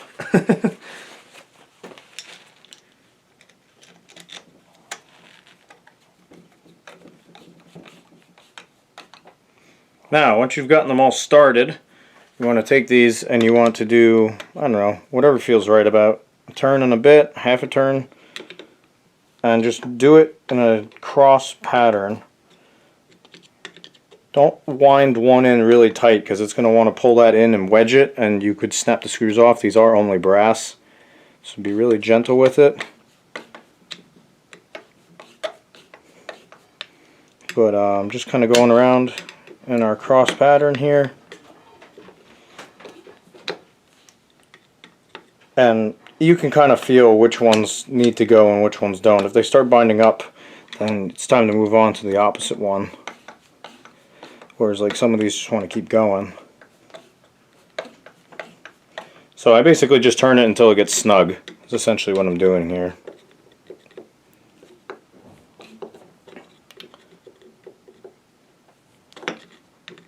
And as I'll show you here in a second, once it's in all the way, the stator will sit forward in the casing. I can feel it moving with the back of my fingers right now. So yeah, you just kind of keep going around and around like this, and then eventually they will all just get firm, and that's how you know it's up all the way. Just to show you this here, we got it tightened up, and you can see how that stator is sitting inwards on here, because it will sit basically in this area here, so it will bump up against there. And you can always go around and look at this and make sure it's about the same around the back here, and then you know that your stator's in and it's in square. So got that all set. Let me just finish tightening these screws up, and we can get back to reassembly. Alright, so let's go ahead and get this gearbox back together. Got these parts all cleaned out in the parts washer out in the garage. Did my best to clean that guy out too. So not 100% perfect, but I think good enough. And yeah, so one thing to note with these is that this shaft goes like this.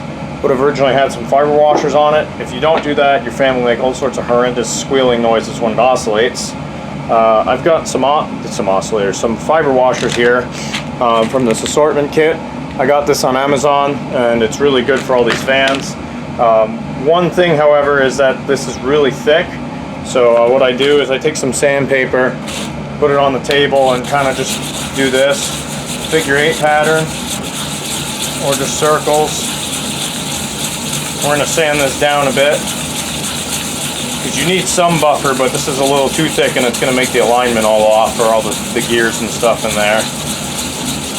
So go ahead and sand this down a little.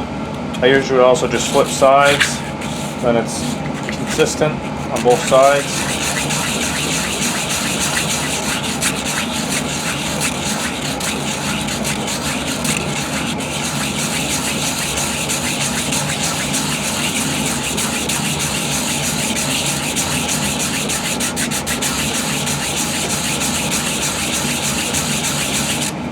And try and sand this one down pretty thin. Normally these washers just fit as is, but every once in a while you run into a case where you need a real thin one. It is advisable to always replace fiber washers even if they're in good shape, because they do tend to just disintegrate randomly with time. And it's like, while you got the fan apart, you might as well. But yeah. I'm going to sand this down a little bit more, and then let's go ahead and throw this back together. Alright, we've got the fiber washer thinned out now. Before we go ahead and install all this, I'm going to get a little bit of grease and put it on this shaft just so it's got a little lubrication to begin with here. Same on the other side actually too. Get a little bit of grease on there. For greasing these gearboxes, I just use some automotive grease that I've got kicking around. Right now I've got this red stuff, and honestly whatever you can put in is going to be better than what they had back in the day, but usually automotive grease is what I've got kicking around, so that's what I use. That slots in there like that. Then we're going to take this guy and put him here on the end of the shaft there. I did clean off that fiber washer after sanding it too, just so you guys know. You can already hear people yelling at me. It was cleaned, we got all the dust out of there. With this screw, I always set it so that there's just a little bit of back and forth play. So we're going to put that there and tighten up the set screw. See if it moves at all. Yep, we got a little tiny bit of back and forth play, and that spins freely. So I think we're good there. You can always adjust that if need be too. Sometimes I put it one way and then run the fan and it doesn't work right, so I take the cover off and readjust. But luckily it's easy enough to do. And that guy should just drop right in there, like that. And then this little washer with the tab goes on top. There's a slot in the shaft. And that guy goes like that. So that way when you tighten down the gearbox, it presses on this and you get the friction to spin everything. Just spin this by hand, make sure all the teeth mesh nice and everything. It seems like it. So yeah, that's pretty much that. Then, well actually before we do this, I want to clean up this bearing because there's a bunch of junk in here right now. I'm going to take a little bit of WD-40 just because it's a degreaser. Spray that in there. We'll wind up a paper towel and pull it through a couple times, just because I know there's a bunch of junk in there. And it will be easier to do this before there's a bunch of grease in the gearbox. There we go, that's better. You can also use a Q-tip too and go to town in there. You can see all the junk that came out of there. And then, I'm going to zoom you guys out just a little. I basically just pack these. I figured more grease the better. Obviously there's limits with that. Depends on the fan you're working on and the case and where the bearing is and all that stuff, but I'm basically going to just try and jam a whole bunch of grease in there. Try and do this in a somewhat controlled manner so I don't get grease absolutely everywhere on this fan, but if I have to do a little cleanup, then I have to do a little cleanup. Take the paint stick here, try and force grease down in there. And then what I like to do is also take a screwdriver and really work it down in there. I have a particular screwdriver I usually use for this, just because it's not my nicest. You can take this and really work it down into all the crevices and whatnot down in there. with these GEs, I try not to get too much on top of the actual surface where this guy presses against, essentially, so that washer, but I try and get it just about everywhere else. Not really any in the bearing itself if I can help it. Obviously there's going to be a little bit in there, but the shaft should press that out because they are supposed to be oil. And then I'll also take it and I'll spin the gears around, because that also works grease into the teeth of the gears, which is always good. To watch, I know I said use about any grease, just make sure that you're not using some really heavy stuff. It's got to be able to flow with the gears and get in everywhere. You don't want it to just be a rock, because then that's no better than what was in here to begin with.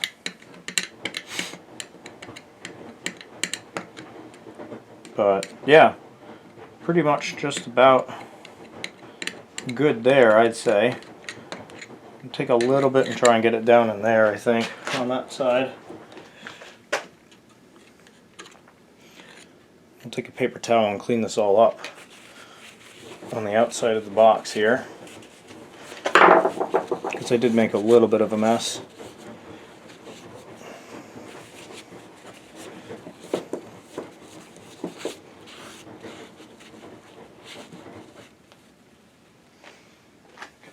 Here.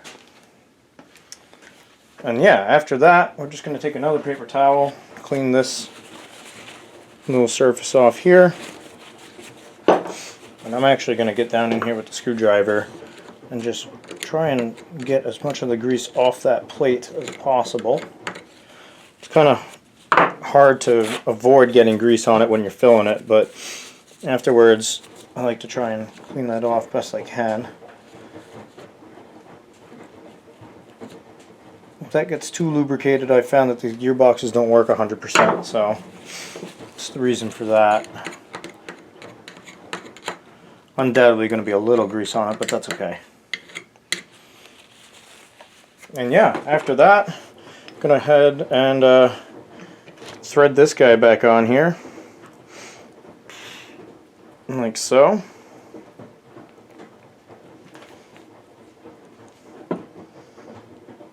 And once again, wipe off some of the excess grease that's on the outside here.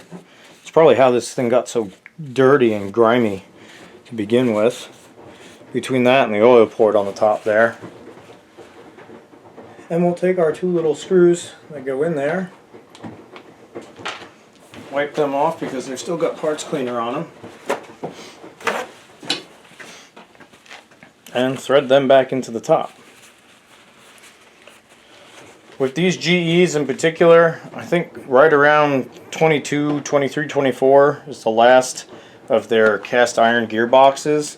And this really just goes for any fan. When you have a gearbox like this, but especially if they're aluminum or they're pot metal, be really careful when you tighten up these screws, because I have another GE that's like this that is later, and I tightened up the screw and I didn't think I was doing it that tight, and then the box broke and I had to pull it apart and glue it all back together, and it was kind of a mess.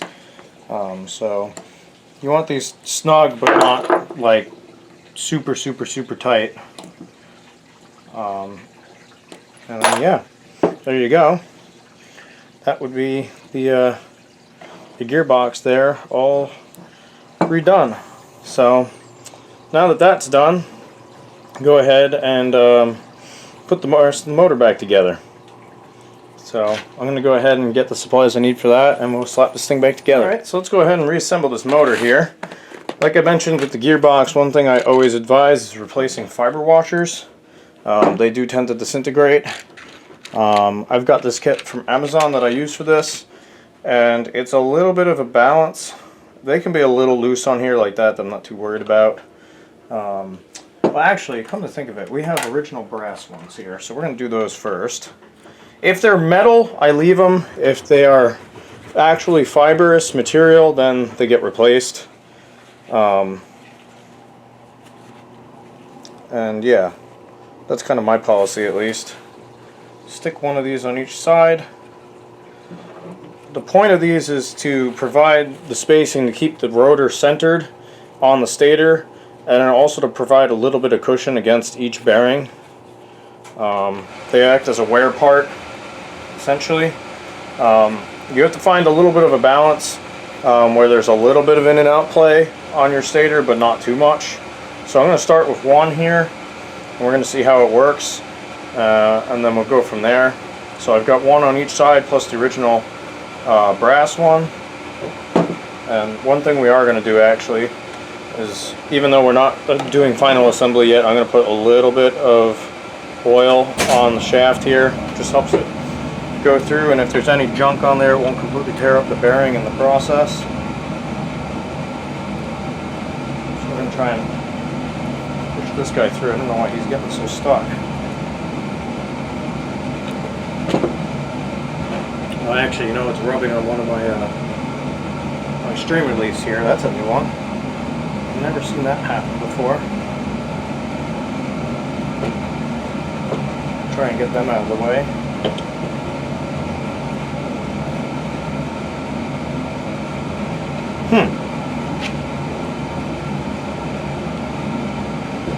There we go. That actually looks pretty good like that. No real complaints there. Put a little bit of oil on the back here. Put the rear motor housing on. Make sure you get the direction correct. And we will see. So I get the screw holes lined up. I'm going to press this together by hand and take this, pull it in and out, and we'll see how much we've got. With an oscillating fan like this, I usually leave a little bit more than less, if that makes any sense. You don't want it to be super, super tight. And then honestly with this, we've got about the width of one fiber washer worth of play. So I think I'm going to leave that, especially since I just have it hand tight right now. Probably going to leave that amount of in and out play. That way it's got a little wiggle room for when it oscillates. Then we can go ahead and put all the screws back in the motor here, and that will really snug everything up. Once again, much like the front case when we were pulling the stator in, I'm going to put these in and snug them, and then we'll tighten them in a cross pattern. Just helps keep everything somewhat aligned. And then after that we'll realign the bearings too.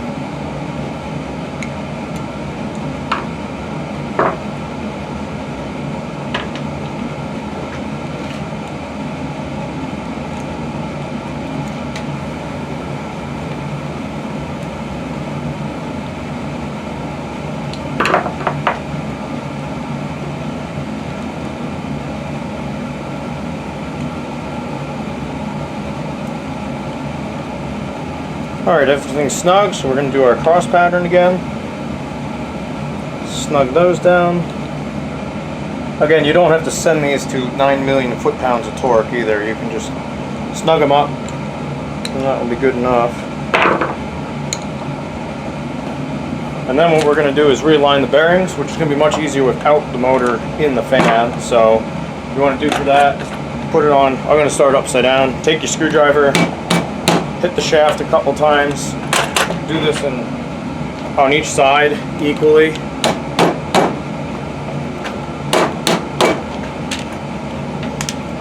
I found even fans that don't have self-aligning bearings benefit from this. It just helps make sure all the motor casings and everything are aligned. And look at that, it's spinning nice and free now. So, pretty darn happy with that. And I think, since we're here, go ahead and put it back in the loop. So let me readjust the camera here, and I'll show you guys how we're doing this. The next couple steps here are basically just kind of putting it back together the way it came apart. But I figure I'll take you guys along anyways. Can't hurt. One note that I am going to make with this particular step here is with these AOUs, these use this little pin that sits in the bottom here like that, and then there's a screw on the top. This is another part that needs grease, otherwise it will squeal as the thing goes back and forth. You can probably already see the discoloration on that where it's been wearing by my thumb there if it wants to focus.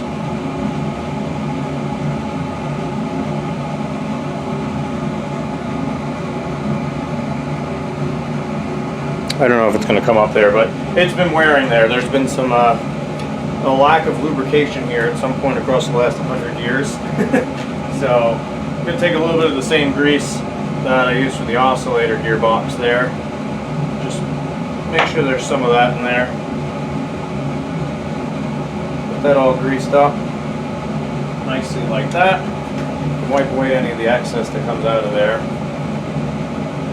But a little bit of extra won't hurt anything. We're going to take this, make sure you don't put it in backwards is the other thought here.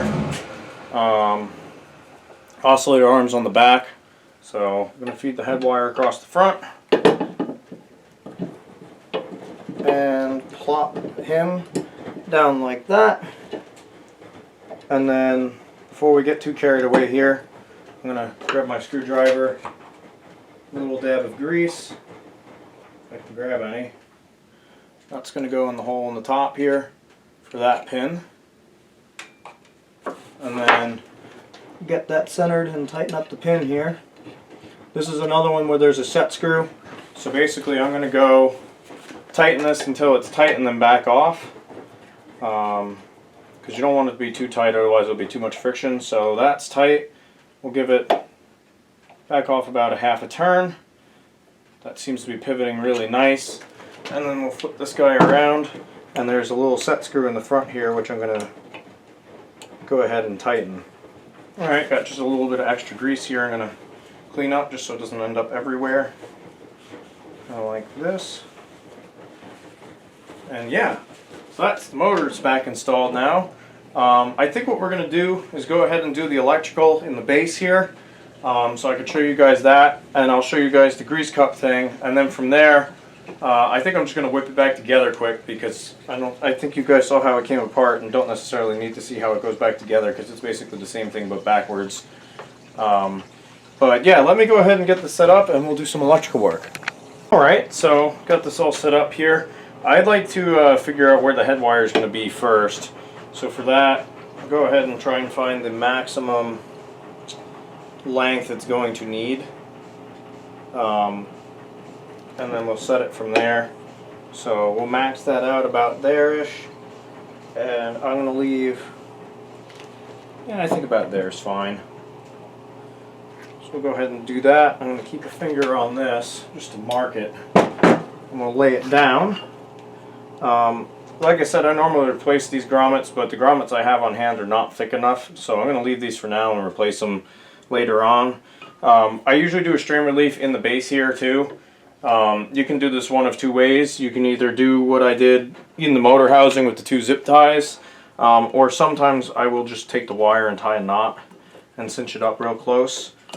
Since we have some extra head wire here and we have the room, I believe, that's what we're going to do. So you can take that and tie it in a knot. The only thing you got to be careful about when you do that is the space for a speed coil. But this one's not too tall, so you can see that will fit in there just fine. Not too worried about that. Now, since we've got our strain relief there, it's all set. Got enough wire to work with here, which is convenient. Sometimes when you cut it ahead, you end up cutting yourself a little short there, and that gets to be a royal pain. We can take our switch here and get this all set up. I'm going to take these terminals off for the main leads.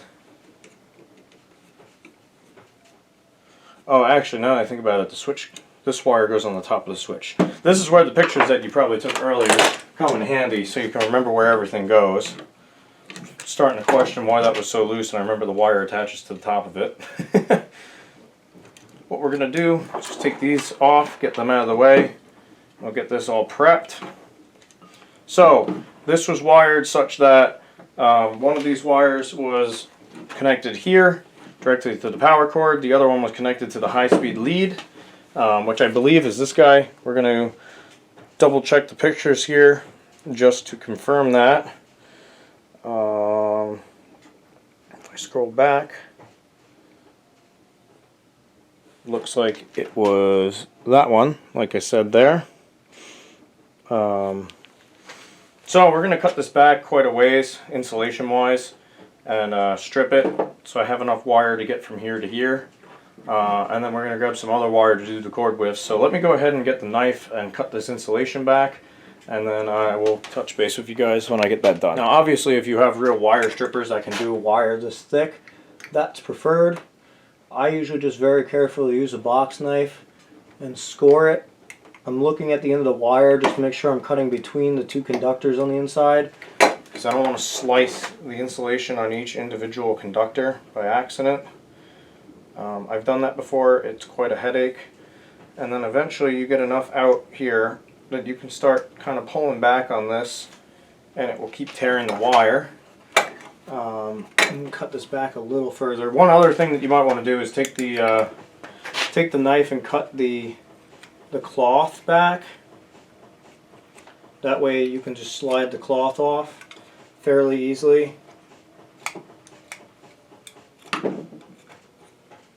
This does make a little bit of a mess, but we'll put a little piece of heat shrink tubing on that to neaten it up when we're done.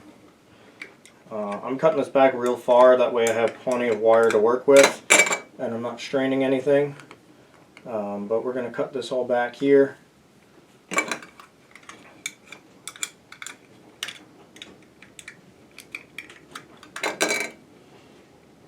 To cut each individual tiny little strand. It's a real pain in the ass.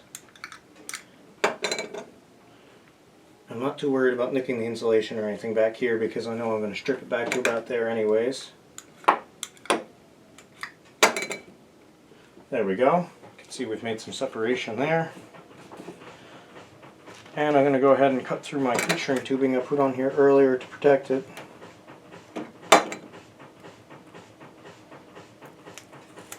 That was always going to be a temporary measure anyways.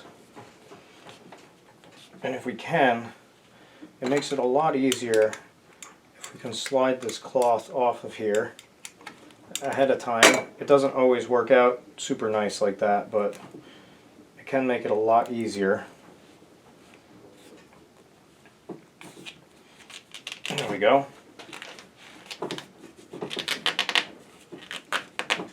Like that.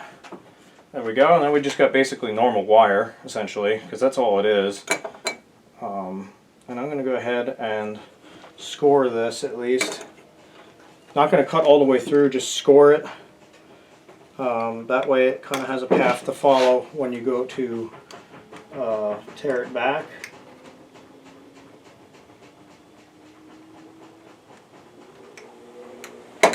Like that.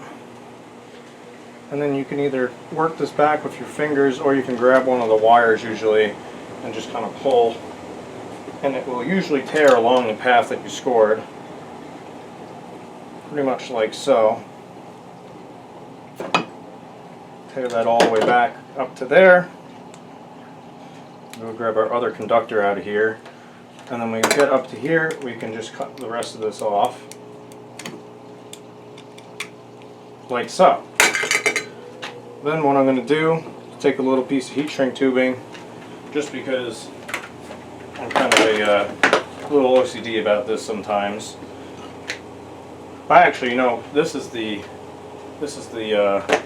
meltable wire, or cloth I mean. I'm going to take the lighter here because I don't have the heat gun. Just hold that away.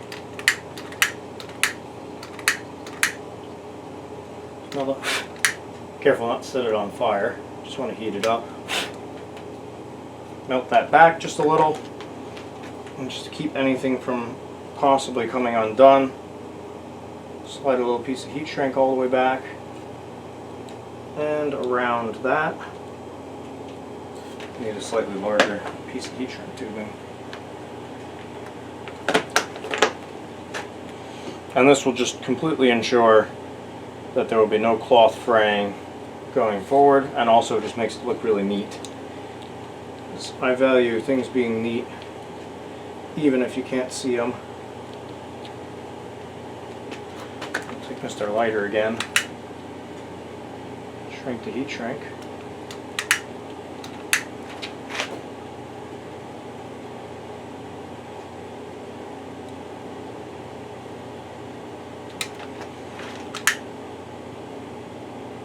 Which is why I like my heat gun. It just works so much better than this.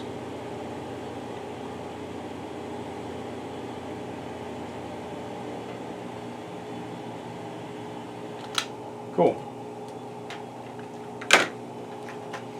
Go ahead and feed that back. Now we got plenty of wire to work with here. I'm going to go ahead and strip this back. Probably about that far. We need just enough to make a loop around some terminals. Doing like, I don't know, 3/4 of an inch or so. Maybe half an inch. Alright, let's try this again so now you guys can see. I'm going to take this and we're going to wrap it clockwise around this screw. Kind of like that. This way, when I go to tighten the screw up here in a minute, it will want to take the wire around with it rather than trying to unravel it, which can be a real pain. And we're going to snug that up. Just take these extra wires and kind of tuck them in there. There's nothing immediately around here, so I'm not concerned with there being a little bit extra like that. And then I believe this was the other one here. So once again, loosen that up. I'm going to take this and wrap it clockwise. This one you have to be careful that it doesn't touch any of the other wires here. We don't need it shorting across the different speeds here. That would be bad. I'm going to try and... This one there's not nearly as much room to work with, unfortunately. I'm going to try and hook this. Actually, you know what we're going to do? We're going to take the nut completely off and then we'll hook the wire around and put the nut back on. I think that will work better. Do this. Take our wire. I'm going to just bend this ahead of time, I think. Something like that. Take the get the nut back in here.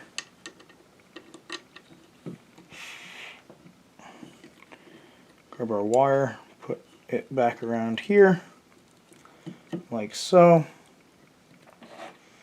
Washer. And then put the nut back on top and we can tighten it up. Just like so. Take the nut driver and we'll cinch that down. Nice and snug. Here, make sure these other guys are snug. There we go. That's all wired up.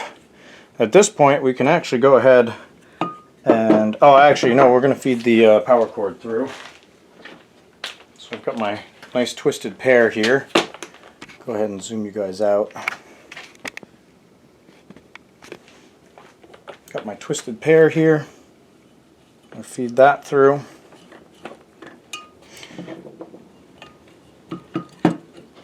And we'll go ahead and tuck this back up in here.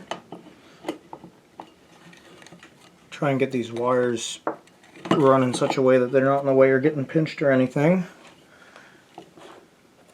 And we'll take our 3 speed coil screws. Try and get them started. Just hold everything in place here.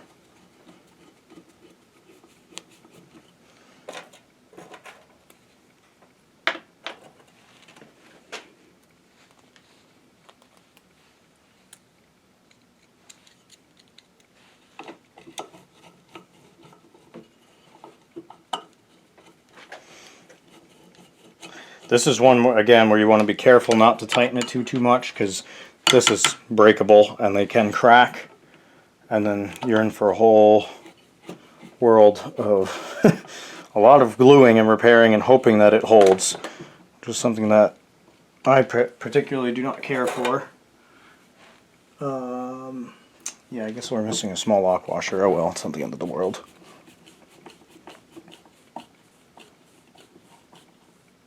Sorry, I forgot to hit record there for a second. What I was saying, before I realized I wasn't recording, is there's not a lot of room to work with here. So we're doing the zip tie strain relief on this one.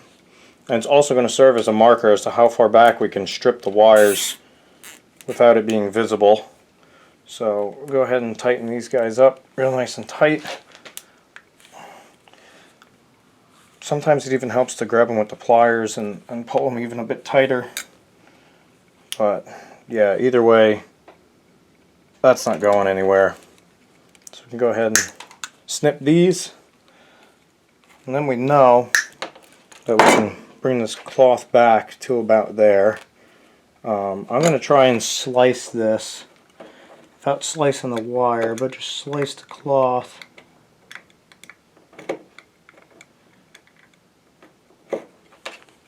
That way we can kind of just peel it off of there, because it's going to be a little bit annoying trying to do shrink tube and everything right at the edge here. Just kind of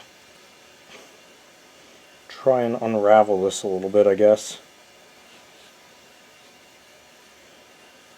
If you're patient enough, you can unravel it and then cut it back and then melt it.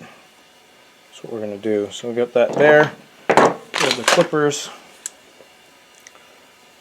Cut that. And take the lighter and just melt it.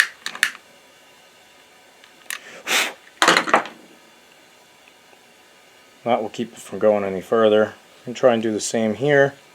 Get this all unraveled.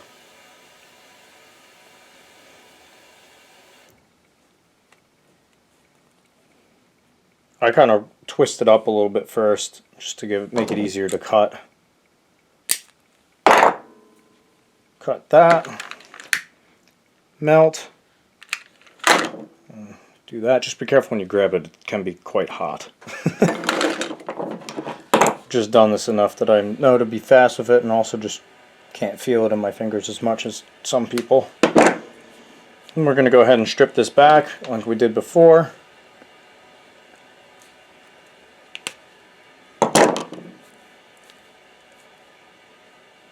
Guess I'll go a little bit more with that one.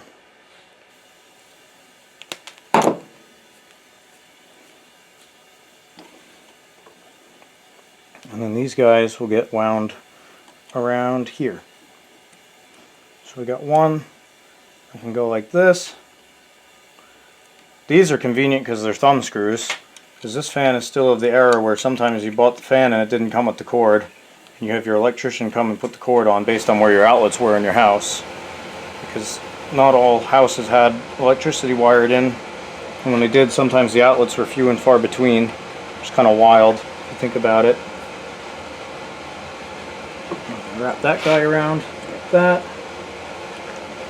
Take our other thumb screw here and wind him on too.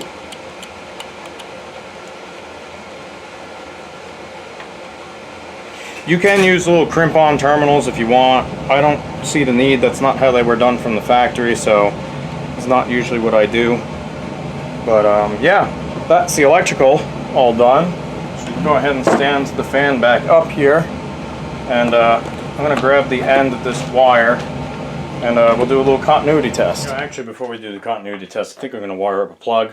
I've just got this used old kind of hardware store style plug for this.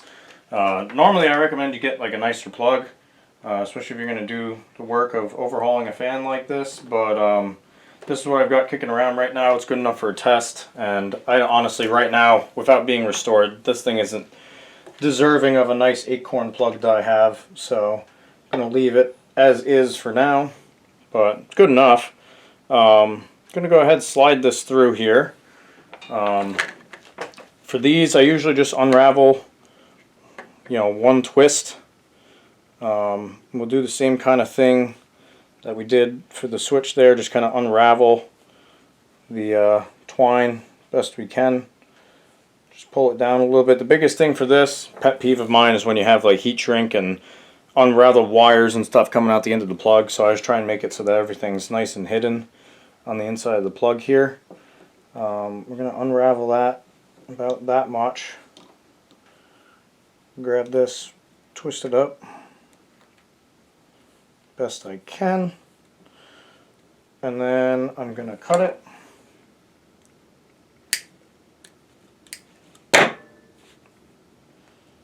The other reason we're doing this first is because the multimeter's out in the truck and it is absolutely pouring outside, so I don't really feel like grabbing it. But yep, that's the same as before. Do the same on the other side here. Unravel this back a little bit and try and get it to be about the same as the other wire there. And we'll twist this up and cut it.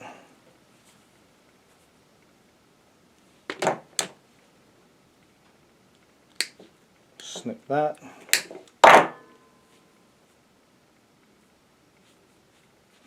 Leaving pretty much just enough room to strip everything.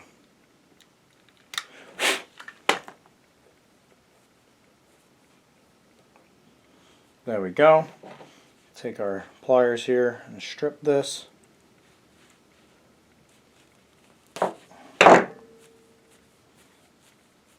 Twist the strands up.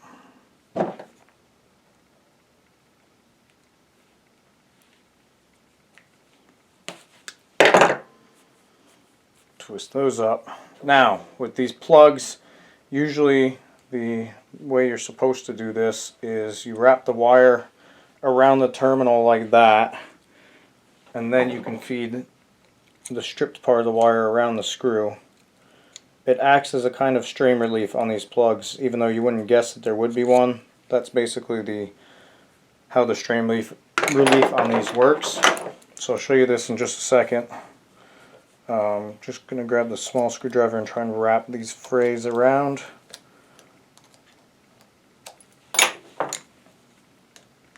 I'll take the screw and tighten it down.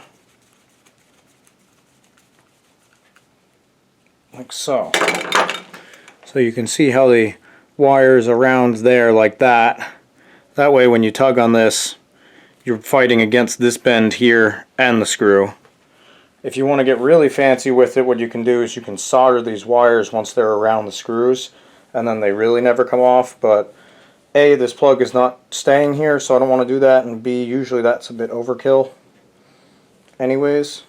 But if you've got a really nice cord and a really nice plug and they're going to stay together for forever, then you know, it can't hurt. Might as well. This one's going to be difficult, it's appearing. There we go, that's a little better.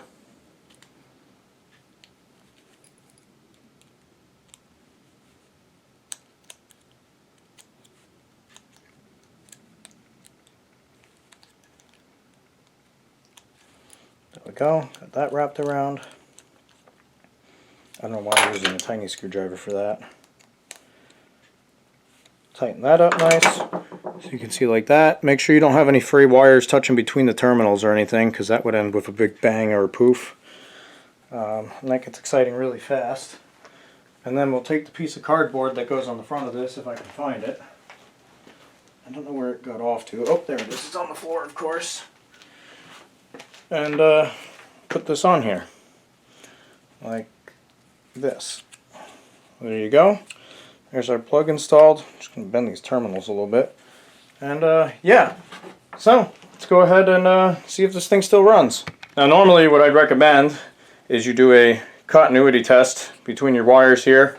Put this on high speed, that should match, or not a continuity test but an ohm reading, and that should match your ohm reading for the motor just about. I have confidence in this, I've done this a million times, so we're just going to assume that that's all good. One thing I would like is my kilowatt meter, but I don't really know where it got off to. So I'll have to take a look around for that. But just as a quick test, I'm going to turn this off, plug this in, and let's see if it runs.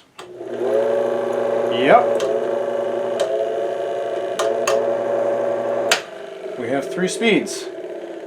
It sounds a little rough right now, but that's also because this thing is pretty dry. There's no oil in it right now. But yeah, just for a quick test run, that's pretty good.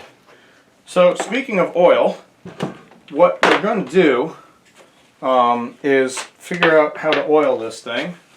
So on the back here, we've just got a little press-in thing. There's some wicks that are built in there, so you can just take your oil and basically just force some in there. This is really meant for like an oil can that would seal better against this. So when you use zoom spout like this, it kind of gets everywhere.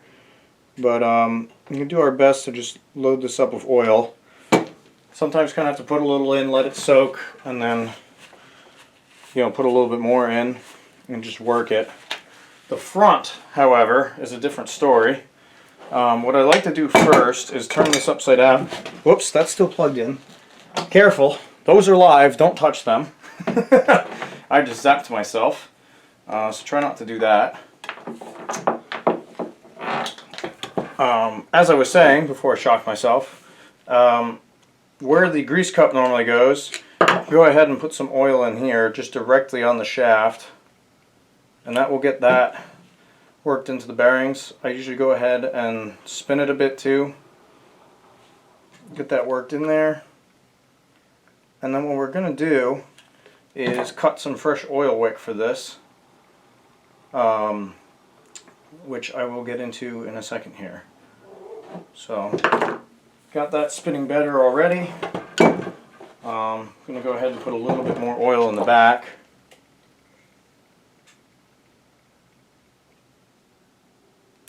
And yeah, let's take a look at this oil wick stuff. So if you remember from earlier when we took this apart, you got your oil cup.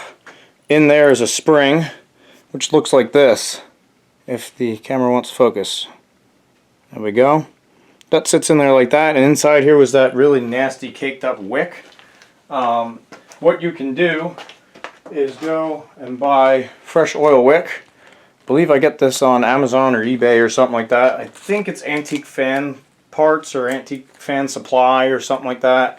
I'll put a note in here of what it really is. It comes in a couple different diameters, so you got to make sure you get the right stuff. But this is a fresh oil wick, and basically what you do, this is not the right diameter. I have to buy the right stuff. But basically what you do is you feed this through, and usually you do some sort of spinning to get it up through the top. And you put it up like this, and then what I like to do is just stick this up so that it's in there and touching the bearing, and then you get your measurement as to how far it needs to stick out the top. Usually somewhere around there is good. And then pull the spring up a little bit and snip it, so you want it to be about to the bottom of the spring and sticking out to your mount.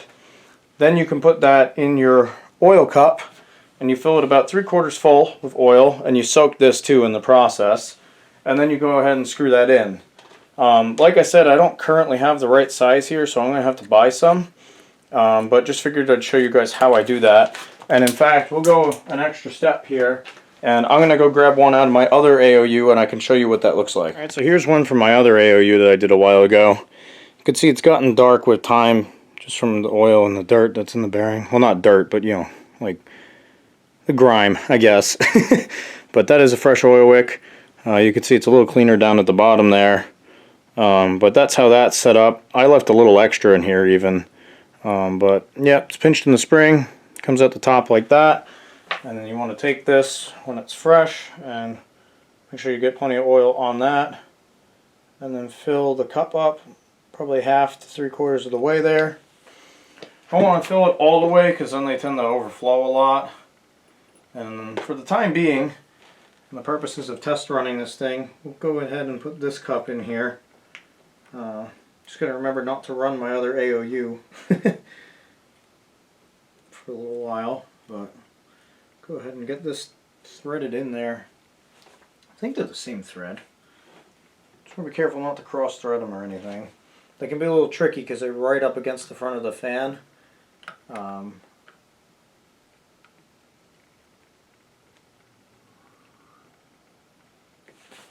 Get them tight, and I always grab mine with a pair of pliers and just lightly give them those extra couple turns, because sometimes when they're a little loose they tend to leak. So do that. Call that good enough. And we'll go ahead and put the rear oscillator nut back on, which I forgot to do before. This is another part that I usually put just a little dab of grease on. This can be emphasis on a little, I guess. Don't need much. Just think it's good for general lubrication purposes. Actually, this is still covered in parchment. We're going to clean that off first.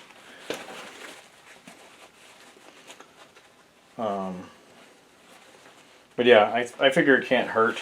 probably not entirely necessary, but just keep it from wearing out too bad. Especially if you're like me and your fans get used in oscillation mode quite a bit. Go ahead and put this washer on. And we'll jam this up through here. There are 2 different holes on the back of this. They're in different spots. They give you different oscillation sweeps. So that's up to you. What you want. You know, the one that's further to the outside will give you a larger sweep, or it will go back and forth further. The one more towards the middle will be less. I personally like the larger sweeps, so that's what I do. And you can go ahead and just make sure this is tight. Otherwise it will fall out and stop oscillating. Don't ask me how I know. And yeah, that will keep that in place there, like so. And then I think, other than that, the only other thing I'm going to show you guys before just whipping the rest of this back together quick is what I do for the base bands. These originally had felt on them, so that's what I like to do. We can go ahead and clean this out, and then there is a ring that's around the inside here. There's these little clips that are holding the ring in place, so go ahead and bend them out of the way and put them back, so don't bend them too far. That guy's already done. That one's loose. Got one more here, it looks like. Oh, broke that one. I don't think they're entirely necessary, but they help. And you can go ahead and wedge it under the ring and pop that out. It's just spring loaded, as you can see. This needs to get cleaned pretty well. It's really dirty, as you can see. So go ahead and bang some of that stuff out of there. Get some of this crust out of the inside here. And I'm going to take a little steel wool and clean this up quick. Actually, we got Scotch-Brite here. That might work good enough. Just clean up the inside surfaces here a bit. Just because they're really... You want to get all this flaky rust crap off of here, essentially. Ouch, that's pointy. Watch out for those little tabs when you're cleaning, I guess.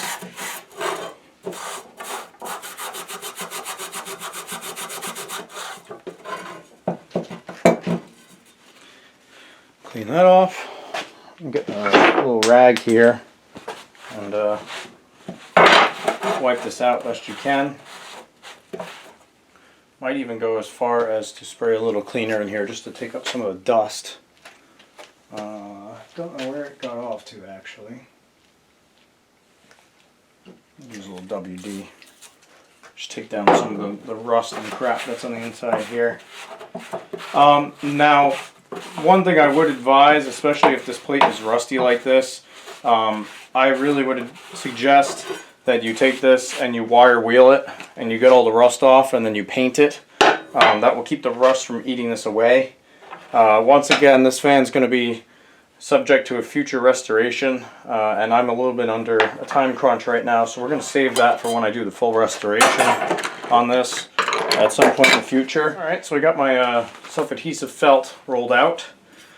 Take your plate here, which again, this works better if it's, you know, rust-free and painted, but start with about 1.5 inches on each side, and we'll go from there. Just call that a rough guess.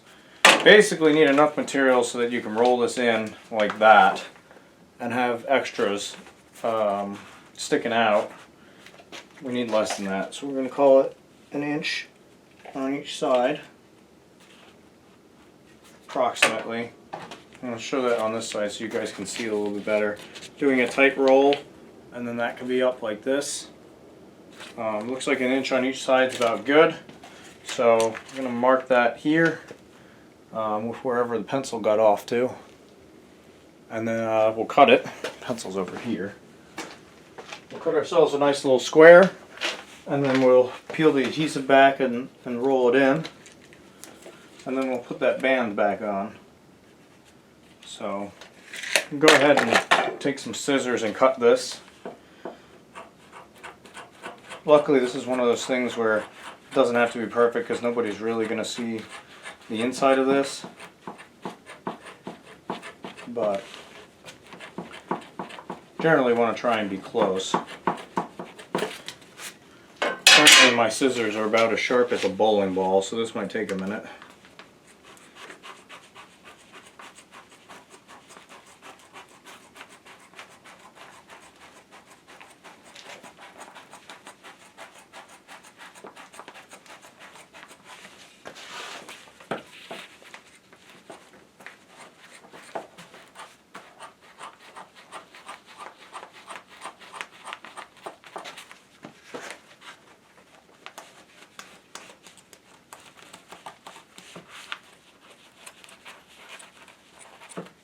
There we go.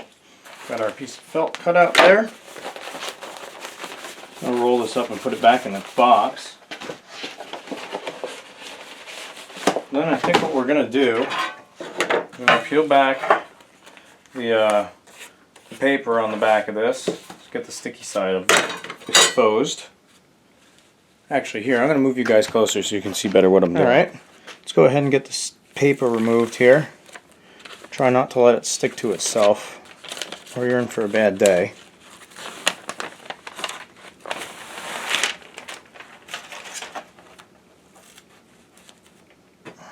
Get that as flat as you can.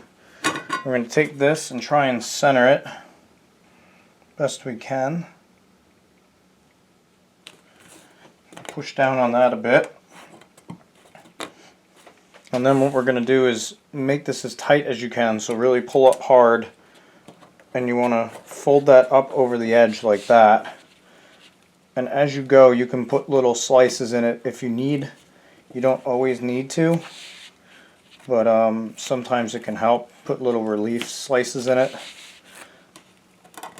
I seem to be doing okay without for the most part. We need one there. Can cut back some of this crazy extra that's in here. Looks like we're going to need a slice about here.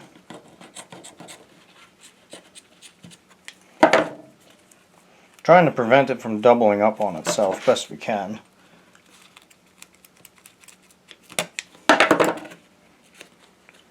And yeah, just kind of keep working this up and around.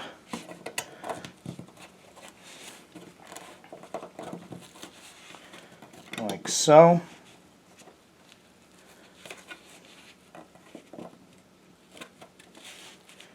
Just kind of using my fingers to pinch it along the edge of the metal as we go. Because what we're going to do after we get this set is put that metal band back in and send it right to the bottom. And that will really help hold this in place. Real nice and tight. But I'm pulling up really hard as I go so it's real nice and tight around the edge of the bottom of the pan there.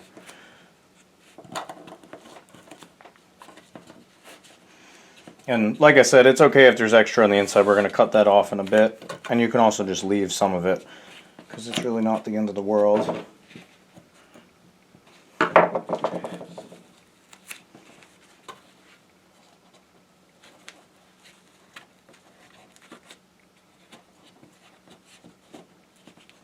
There we go. So now that that's there, I'm going to take our metal band here and push him. And you want to make sure it's not lined up with the seam at any of those little tab things. Push that down. Sometimes using a screwdriver can help. Kind of just seat that all the way at the bottom and inwards, like so. It's going to want to pop up in certain places. And then I'm going to take my knife, run this along the inside here, cut off any of the extra.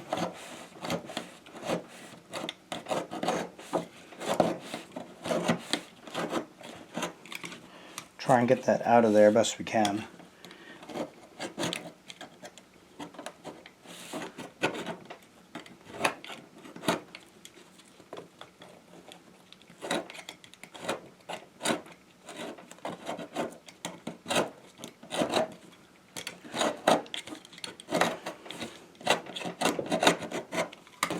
Of course, the knife is really dull too, so it doesn't help anything. Mainly trying to cut back where the little tabs are, and then also where the holes are for the screws that hold this base plate on.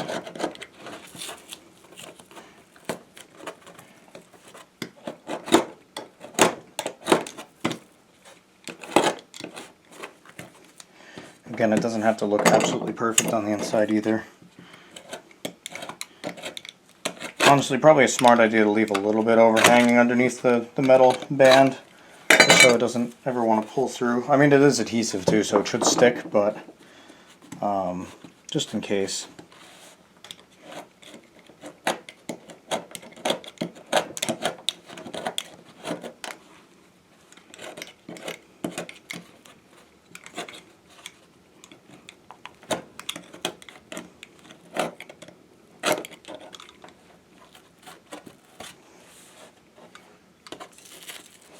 I think we're alright with that one. Oh no, there's a hook there.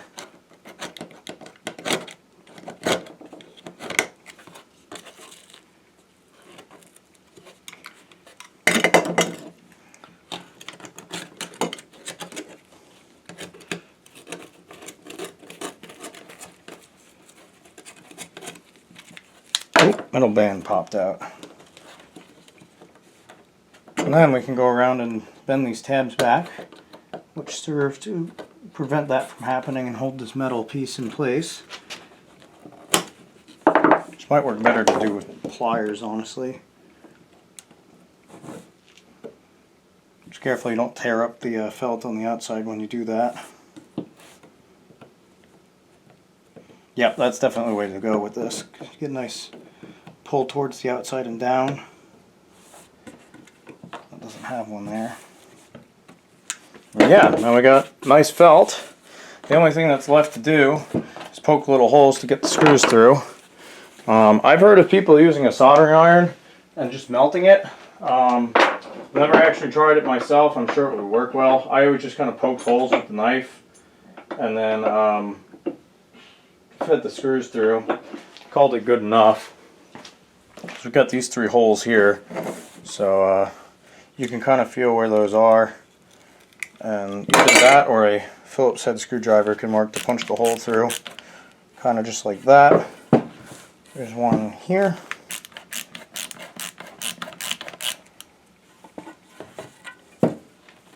And one here. Get those little holes there. And then once you get the holes made, you can poke the screws through. Kind of like that, and then they sit flush below the felt, which is nice. That's kind of what you want. Again, when we do the restoration, getting fresh screws there is definitely a must. Lay the fan down on its back like that, and you can see where these are supposed to go, and go ahead and get them threaded in. It's a little tricky to line up at first, but once you get it to bite by a thread or two, then you're usually set. Also, make sure that it's actually a triangle. I've had some fans that look like it and it's not, and you're wondering why they don't want to line up right.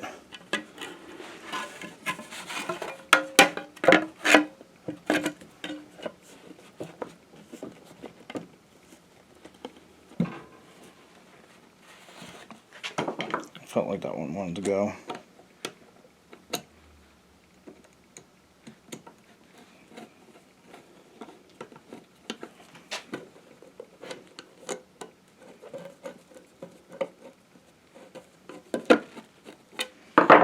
Not quite.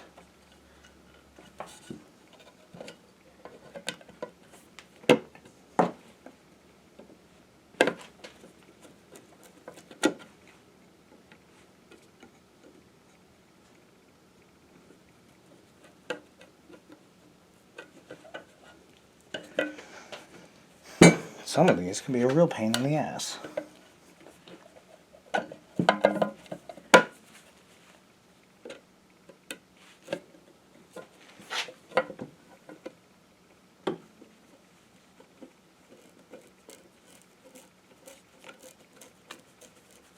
There we go. Now it's starting in. This is one of those things where I really advise just getting them started. Make sure they all line up nice, and then you can go ahead and tighten them all the way once you get them all started.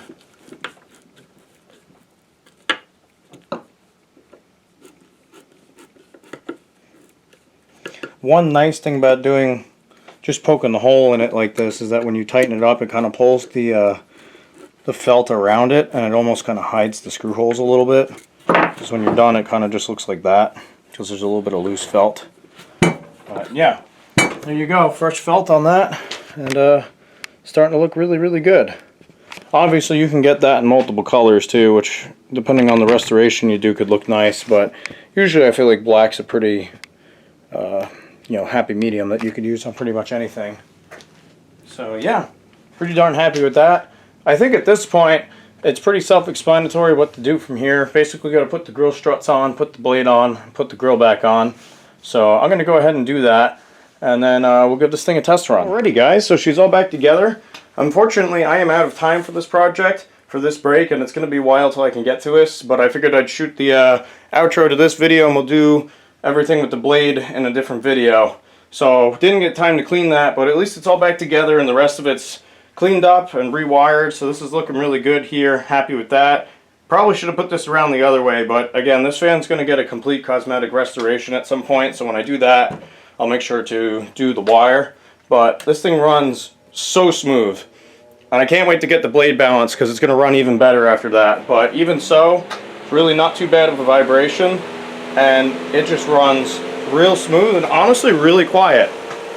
I did not expect that from a 16-inch AOU because the other one I have is an aluminum blade, but these brass bladed ones seem to run much smoother and quieter. A lot less like an airplane.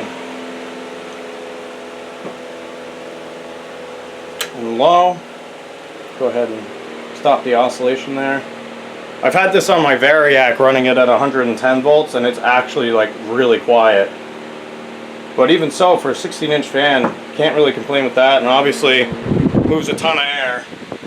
So, at first I wasn't too excited about the fact that it was 16-inch. I didn't think I was going to be able to use it much, but I think this thing will actually get used quite a bit, because it's honestly pretty quiet. But anyways, we'll do a spin down here. And while that's going, I want to thank you guys so much for watching. If you like what you see, feel free to hit the little like and subscribe buttons. I'd appreciate that. By all means, leave a comment if you have one, and hopefully this video was helpful to you guys. So, anyways, once this thing's finished spooling down here, it takes a while, I think we'll call this one a video. So thanks guys for watching. I'll see you in the next one. Bye.